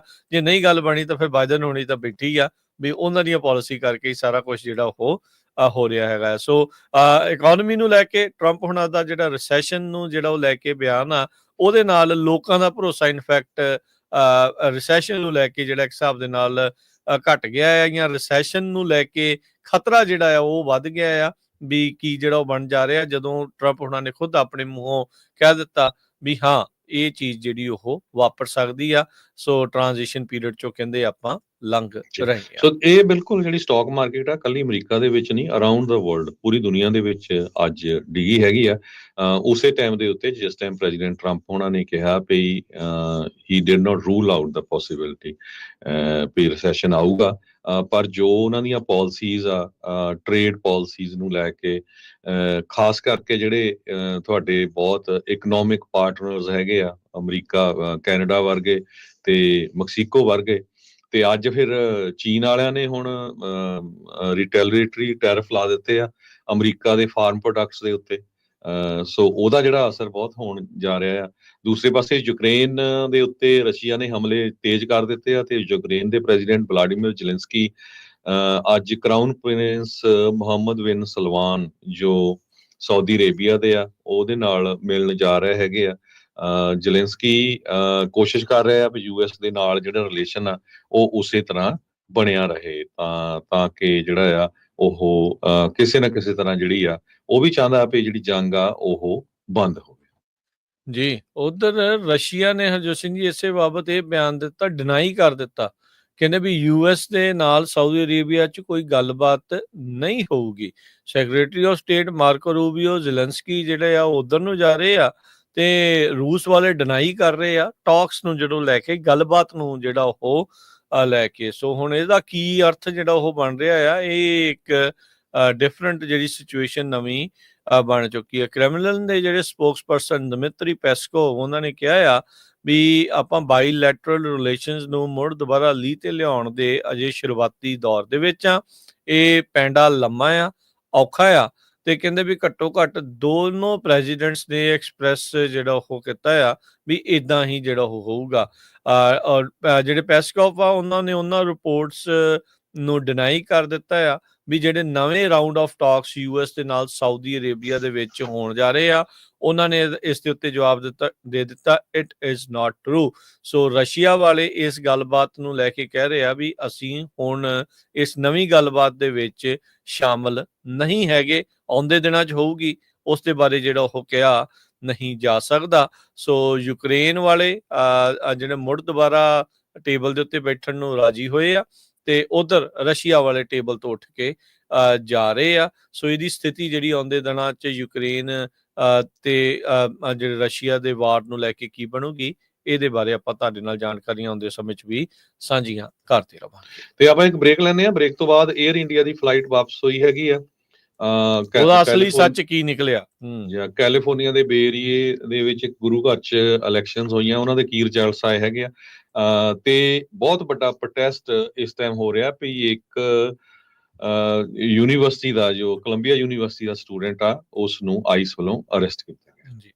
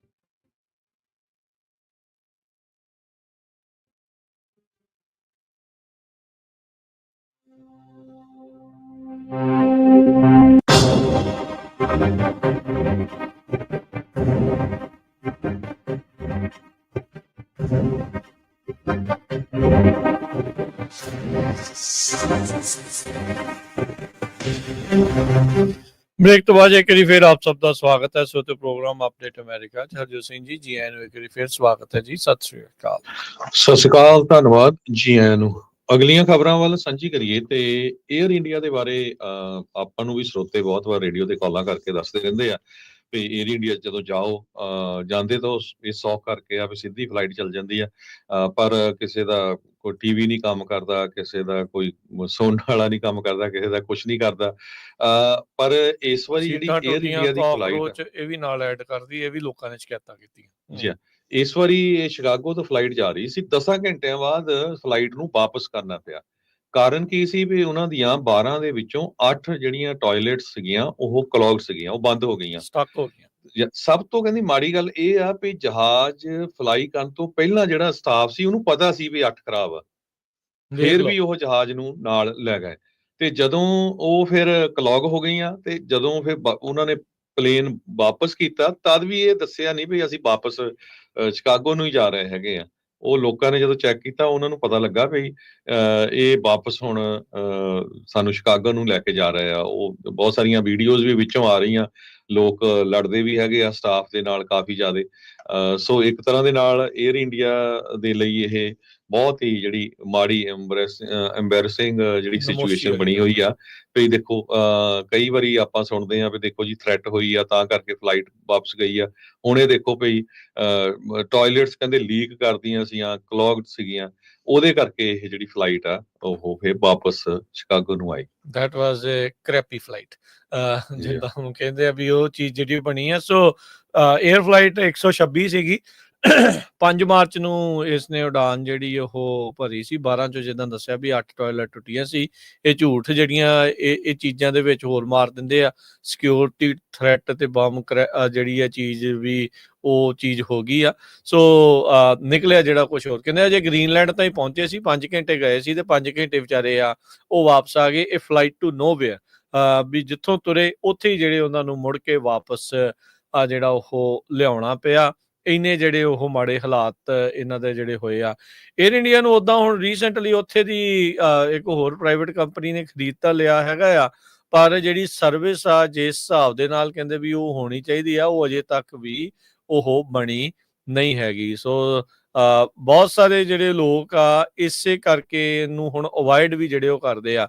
ਇੱਕ ਬੀਬੀ ਦੱਸ ਰਹੀ ਸੀ, ਕਹਿੰਦੀ ਵੀ ਮੈਂ ਆਪਣੇ ਲਾਈਫ ਟਾਈਮ ਰਿਵਾਰਡ ਪ੍ਰੋਗਰਾਮ ਦੇ ਨਾਲ ਫਸਟ ਕਲਾਸ ਫਲਾਈਟ ਟਿਕਟ ਜਿਹੜੀ ਉਹ ਬੁੱਕ ਕੀਤੀ ਸੀਗੀ, ਵਿਆਹ ਵੇਖਣ ਜਾਣਾ ਸੀਗਾ ਇੰਡੀਆ ਦੇ ਵਿੱਚ, ਤੇ ਕਹਿੰਦੀ ਉਹ ਸਾਰਾ ਕੁਝ ਹੁਣ ਮਿੱਟੀ ਹੋ ਗਿਆ। ਉੱਦਾਂ ਕਹਿੰਦੇ ਵੀ ਲੋਕ ਆਰਾਮ ਦੇ ਨਾਲ ਬਾਅਦ ਚ ਉਤਰ ਗਏ। ਉਹ ਕਹਿੰਦੇ ਵੀ ਅਸੀਂ ਅਕਮੋਡੇਸ਼ਨ ਜਿਹੜੀਆਂ ਉਹ ਦੇ ਦਿੱਤੀਆਂ। 에ਅਰ ਲਾਈਨ ਵਾਲੇ ਕਹਿੰਦੇ ਵੀ ਲੋਕਾਂ ਨੇ ਪਲਾਸਟਿਕ ਦੇ ਬੈਗ ਤੇ ਰੈਗ ਜਿਹੜੇ ਉਹ ਇਸ ਦੇ ਵਿੱਚ ਕੱਪੜੇ ਜਿਹੜੇ ਸੁੱਟਤੇ। ਜਾਂ ਕਿਹੜੇ ਮੂਰਖ ਨੇ ਲੋਕ ਏਦਾਂ ਜਿਹੜਾ ਇਹ ਕੰਮ ਕਰਨਗੇ ਵੀ ਆਪਣੀ ਨਾਕਾਮੀ ਲੋਕਾਂ ਦੇ ਸਿਰ ਜਿਹੜੀ ਉਹ ਸਿੱਟਣ ਦਾ ਜਿਹੜਾ ਇਹਨਾਂ ਨੇ ਠੇਕਾ ਲਿਆ ਆ। ਇਹੀ ਕੰਮ ਜਿਹੜਾ ਉਹ ਕਰ ਰਹੇ ਆ। ਉਹ ਪੈਸੰਜਰਸ ਨੂੰ ਮੂਰਖ ਹੀ ਜਿਹੜਾ ਉਹ ਹਮੇਸ਼ਾ ਬਣਾਉਂਦੇ ਆ ਜਾਂ ਬਣਾ ਰਹੇ ਆ।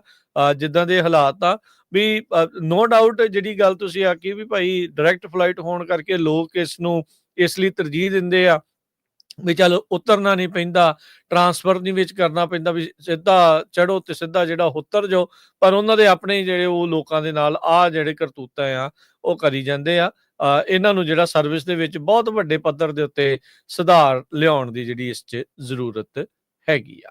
ਜੀ, ਸੈਕਟਰੀ ਆਫ ਸਟੇਟ ਰੂਬੀਓ ਹੁਣੀ ਇਹ ਕਹਿ ਰਹੇ ਆ ਵੀ ਜਿਹੜਾ ਯੂਐਸ ਏਡ ਪ੍ਰੋਗਰਾਮ USAID ਦਾ ਸੀ ਉਹ 83% ਕੱਟ ਕਰਨ ਦੇ ਨਾਲ ਆਲਮੋਸਟ ਹੁਣ ਕਹਿੰਦੇ ਅਸੀਂ ਕੰਪਲੀਟ ਕਰ ਦਿੱਤਾ ਹੈਗਾ ਆ। ਸਿਰਫ 18% ਦੇ ਕਰੀਬ ਜਿਹੜਾ ਡਿਵੈਲਪਮੈਂਟ ਪ੍ਰੋਗਰਾਮ ਆ ਉਸ ਨੂੰ USAID ਦੇ ਤਹਿਤ ਜਾਰੀ ਰੱਖਿਆ ਜਾਊਗਾ।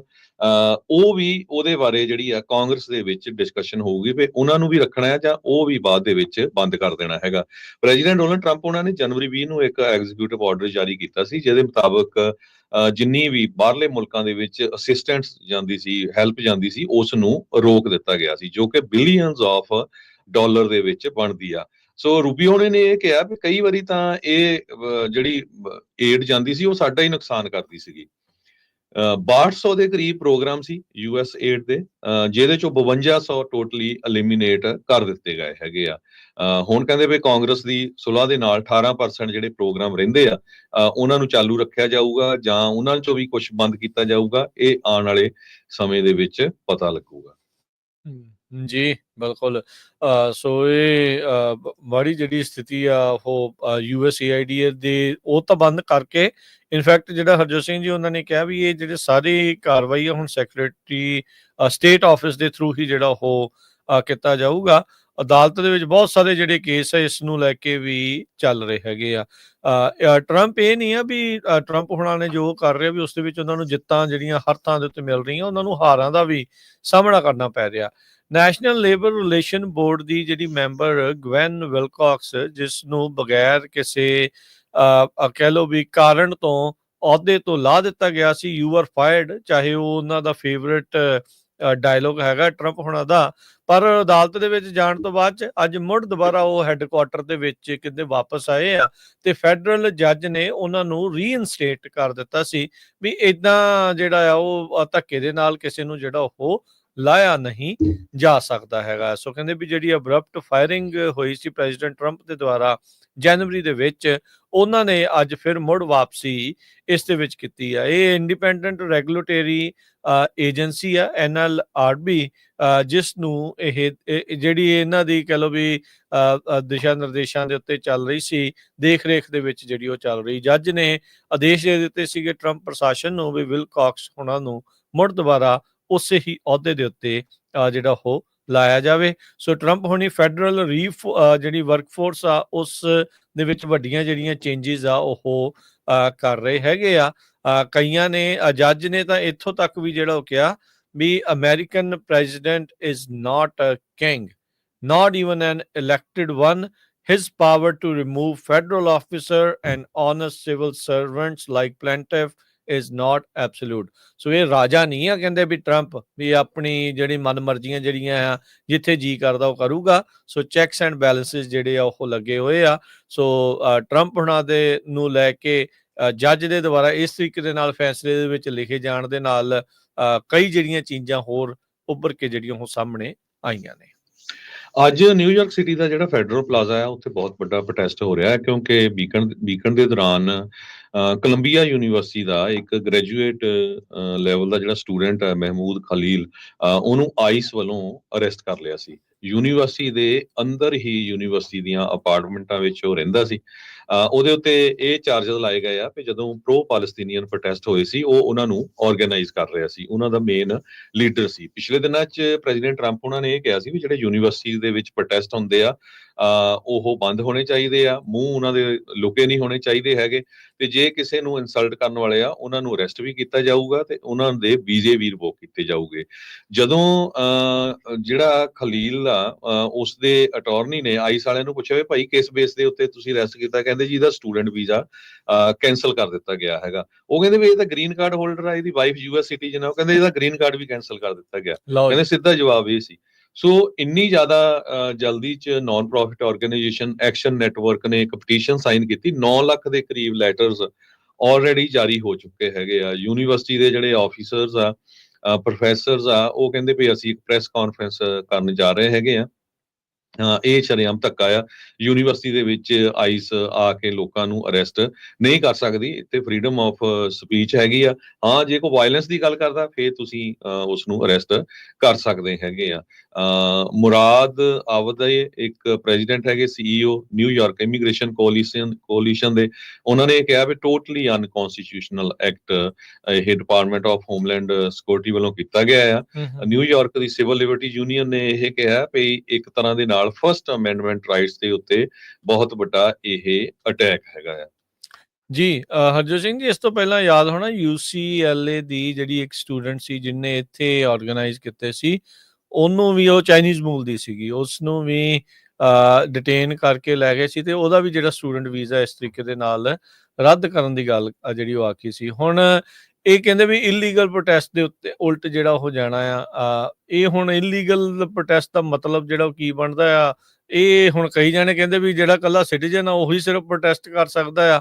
ਉਹ ਗੱਲ ਜਿਹੜੀ ਉਹ ਜੱਚਦੀ ਨਹੀਂ। ਅਮਰੀਕਾ ਦੀ ਧਰਤੀ ਦੇ ਉੱਤੇ ਜਦੋਂ ਤੁਸੀਂ ਆ ਜਾਂਦੇ ਆ ਤੇ ਇੱਥੇ ਦਾ ਜਿਹੜਾ ਸੰਵਿਧਾਨ ਆ ਉਹ ਤੁਹਾਨੂੰ ਇਜਾਜ਼ਤ ਦਿੰਦਾ। ਇਹਦਾ ਮਤਲਬ ਤਾਂ ਫਿਰ ਜਿਹੜੇ ਬਹੁਤ ਸਾਰੇ ਜਿਹੜੇ ਸਿੱਖ ਇੱਥੇ ਆ ਕੇ ਪ੍ਰੋਟੈਸਟ ਕਰਦੇ ਉਹ ਸਾਰੇ ਇਲੀਗਲ ਹੋ ਗਏ, ਕਿਉਂਕਿ ਬਹੁਤ ਸਾਰੇ ਜਿਹੜੇ ਪ੍ਰੋਟੈਸਟ ਕਰਨ ਵਾਲੇ ਉਹਨਾਂ ਚੋਂ ਸਿਟੀਜ਼ਨ ਤਾਂ ਨਹੀਂ ਹੁੰਦੇ ਅਮਰੀਕਾ ਦੇ।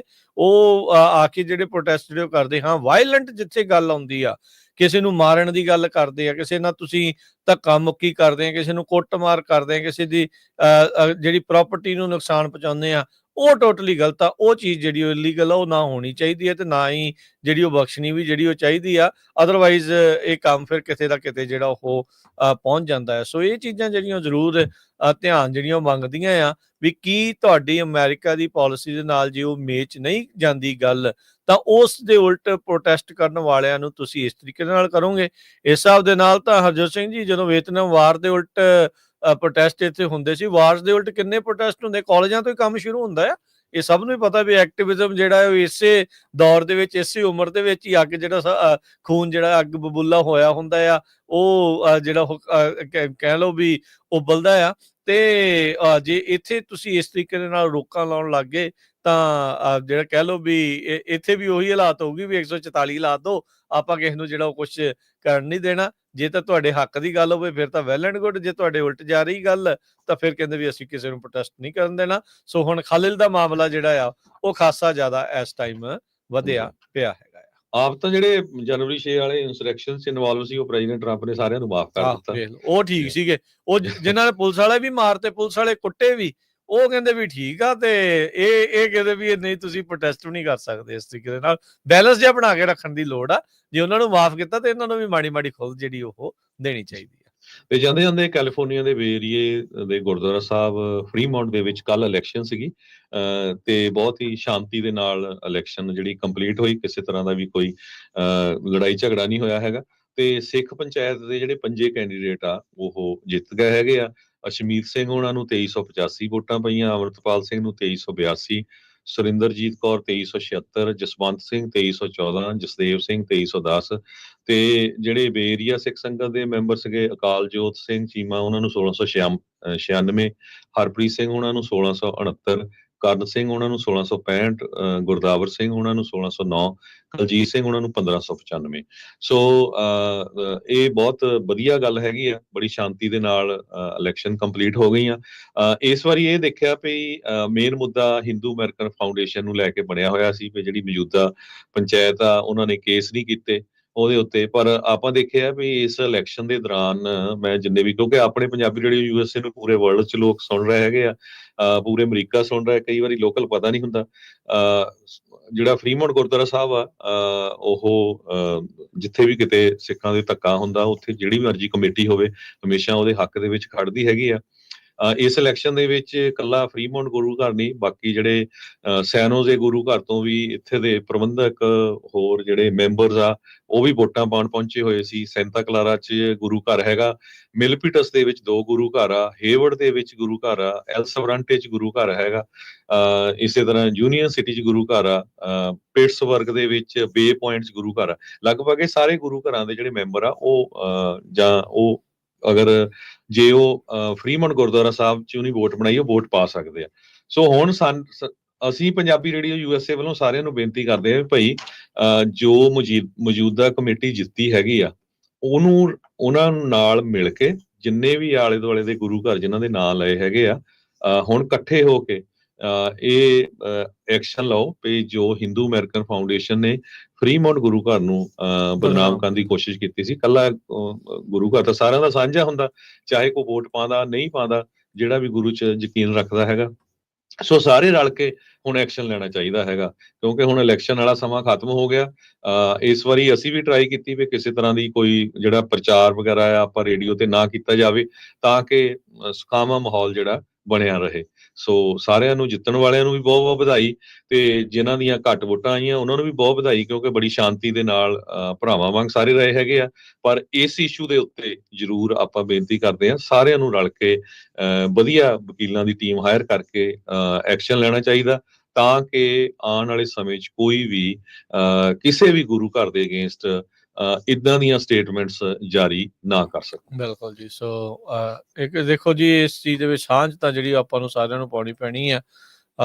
ਗੁਰੂ ਘਰ ਦੇ ਵਿੱਚ ਕਮੇਟੀਆਂ ਬਦਲਦੀਆਂ ਰਹਿੰਦੀਆਂ ਆ, ਸੇਵਾਦਾਰ ਜਿਹੜੇ ਉਹ ਬਦਲਦੇ ਰਹਿੰਦੇ ਆ। ਮੇਨ ਤਾਂ ਕੰਮ ਫਿਰ ਗੁਰੂ ਦੀ ਸੇਵਾ ਹੀ ਆ, ਗੁਰੂ ਘਰ ਦੀ ਸੇਵਾ ਆ, ਉਹਦੀ ਕੌਮ ਦੀ ਜਿਹੜੀ ਉਹ ਪੰਥ ਦੀ ਜਿਹੜੀ ਉਹ ਚੜ੍ਹਦੀ ਕਲਾ ਦੀ ਗੱਲ ਹੀ ਆਪਾਂ ਕਰਨੀ ਆ। ਸੋ ਸਾਰੇ ਜਾਣੇ ਮਿਲ ਜੁਲ ਕੇ ਜਿਹੜੇ ਆ ਉਹ ਕਰਨੀ ਜਿਹੜੀ ਉਹ ਚਾਹੀਦੀ ਆ। ਕਿਹੜੀ ਪਾਰਟੀ ਸਪੋਰਟ ਕਰਦੇ, ਜੇ ਪਾਰਟੀ ਨੂੰ ਸਪੋਰਟ ਕਰਦੇ ਹੁੰਦੇ ਤਾਂ ਭਾਈ ਪ੍ਰੋਗਰਾਮ ਹੋਣੇ ਸੀ। ਅਸੀਂ ਕੋਈ ਇਸੇ ਲਈ ਨਹੀਂ ਕਰਦੇ। ਮੁੱਖ ਦੀ ਜਿਹੜੀ ਗੱਲ ਆ ਵੀ ਇਹ ਲੋਕਲ ਚੀਜ਼ ਆ, ਉੱਥੋਂ ਦੇ ਲੋਕਲ ਸੰਗਤ ਦਾ ਜਿਹੜਾ ਆ ਉਹ ਡਿਸੀਜਨ ਆ। ਜਿਹੜੇ ਹੋਰ ਪਾਸੇ ਰਹਿੰਦੇ ਉਹਨਾਂ ਨੂੰ ਜਿਸ ਦੇ ਨਾਲ ਉੱਥੇ ਕੋਈ ਉਹਦੇ ਵਿੱਚ ਕੋਈ ਮਤਲਬ ਨਹੀਂ। ਜਿਹੜੇ ਕਿਸੇ ਨੇ ਕਿਤੇ ਆਉਣਾ ਤੇ ਆ ਕੇ ਮੱਥਾ ਟੇਕਣਾ ਆ, ਕਿਸੇ ਨੇ ਵਿਆਹ ਸ਼ਾਦੀ ਤੇ ਆਉਣਾ, ਕਿਸੇ ਨੇ ਬਰਸੀ ਤੇ ਆਉਣਾ, ਕਿਸੇ ਨੇ ਮਰਗ ਤੇ ਆਉਣਾ, ਉਹਦੇ ਨਾਲ ਕਿਸੇ ਨੂੰ ਕੋਈ ਮਤਲਬ ਨਹੀਂ ਵੀ ਉੱਥੇ ਕੀ ਆ। ਆਮ ਲੋਕਾਂ ਨੇ ਇੱਕ ਸ਼ਰਧਾ ਭਾਵਨਾ ਦੇ ਨਾਲ ਜਾਣਾ ਚਾਹੀਦਾ ਆ। ਬਹੁਤਾ ਜਿਹੜਾ ਕੰਮ ਆ ਹਰਜੋਤ ਸਿੰਘ ਜੀ, ਉਹ ਤਾਂ ਉੱਥੇ ਦੇ ਲੋਕਲ ਲੋਕਾਂ ਨੇ ਜਿਹੜਾ ਮਿਲ ਜੁਲ ਕੇ ਕਰਨਾ ਆ। ਸੋ ਉਹ ਚੀਜ਼ ਉੱਥੇ ਹੀ ਰਹਿਣ ਦਿੱਤੀ ਜਾਣੀ ਚਾਹੀਦੀ, ਉਹ ਲੋਕਲਾਈਜ਼ਡ ਹੀ ਰਹਿਣੀ ਚਾਹੀਦੀ ਆ। ਸਾਰੇ ਪਾਸੇ ਇਸ ਨੂੰ ਜਿਹੜਾ ਉਹ ਕਰਨ ਦੀ ਲੋੜ ਨਹੀਂ ਜਿਹੜੀ ਉਹ ਹੁੰਦੀ, ਤੇ ਬਾਕੀਆਂ ਨੂੰ ਵੀ ਇਹ ਚੀਜ਼ ਜਿਹੜੀ ਉਹ ਨਾਲ ਜਿਹੜੀ ਉਹ ਦੇਖਣੀ ਚਾਹੀਦੀ ਆ।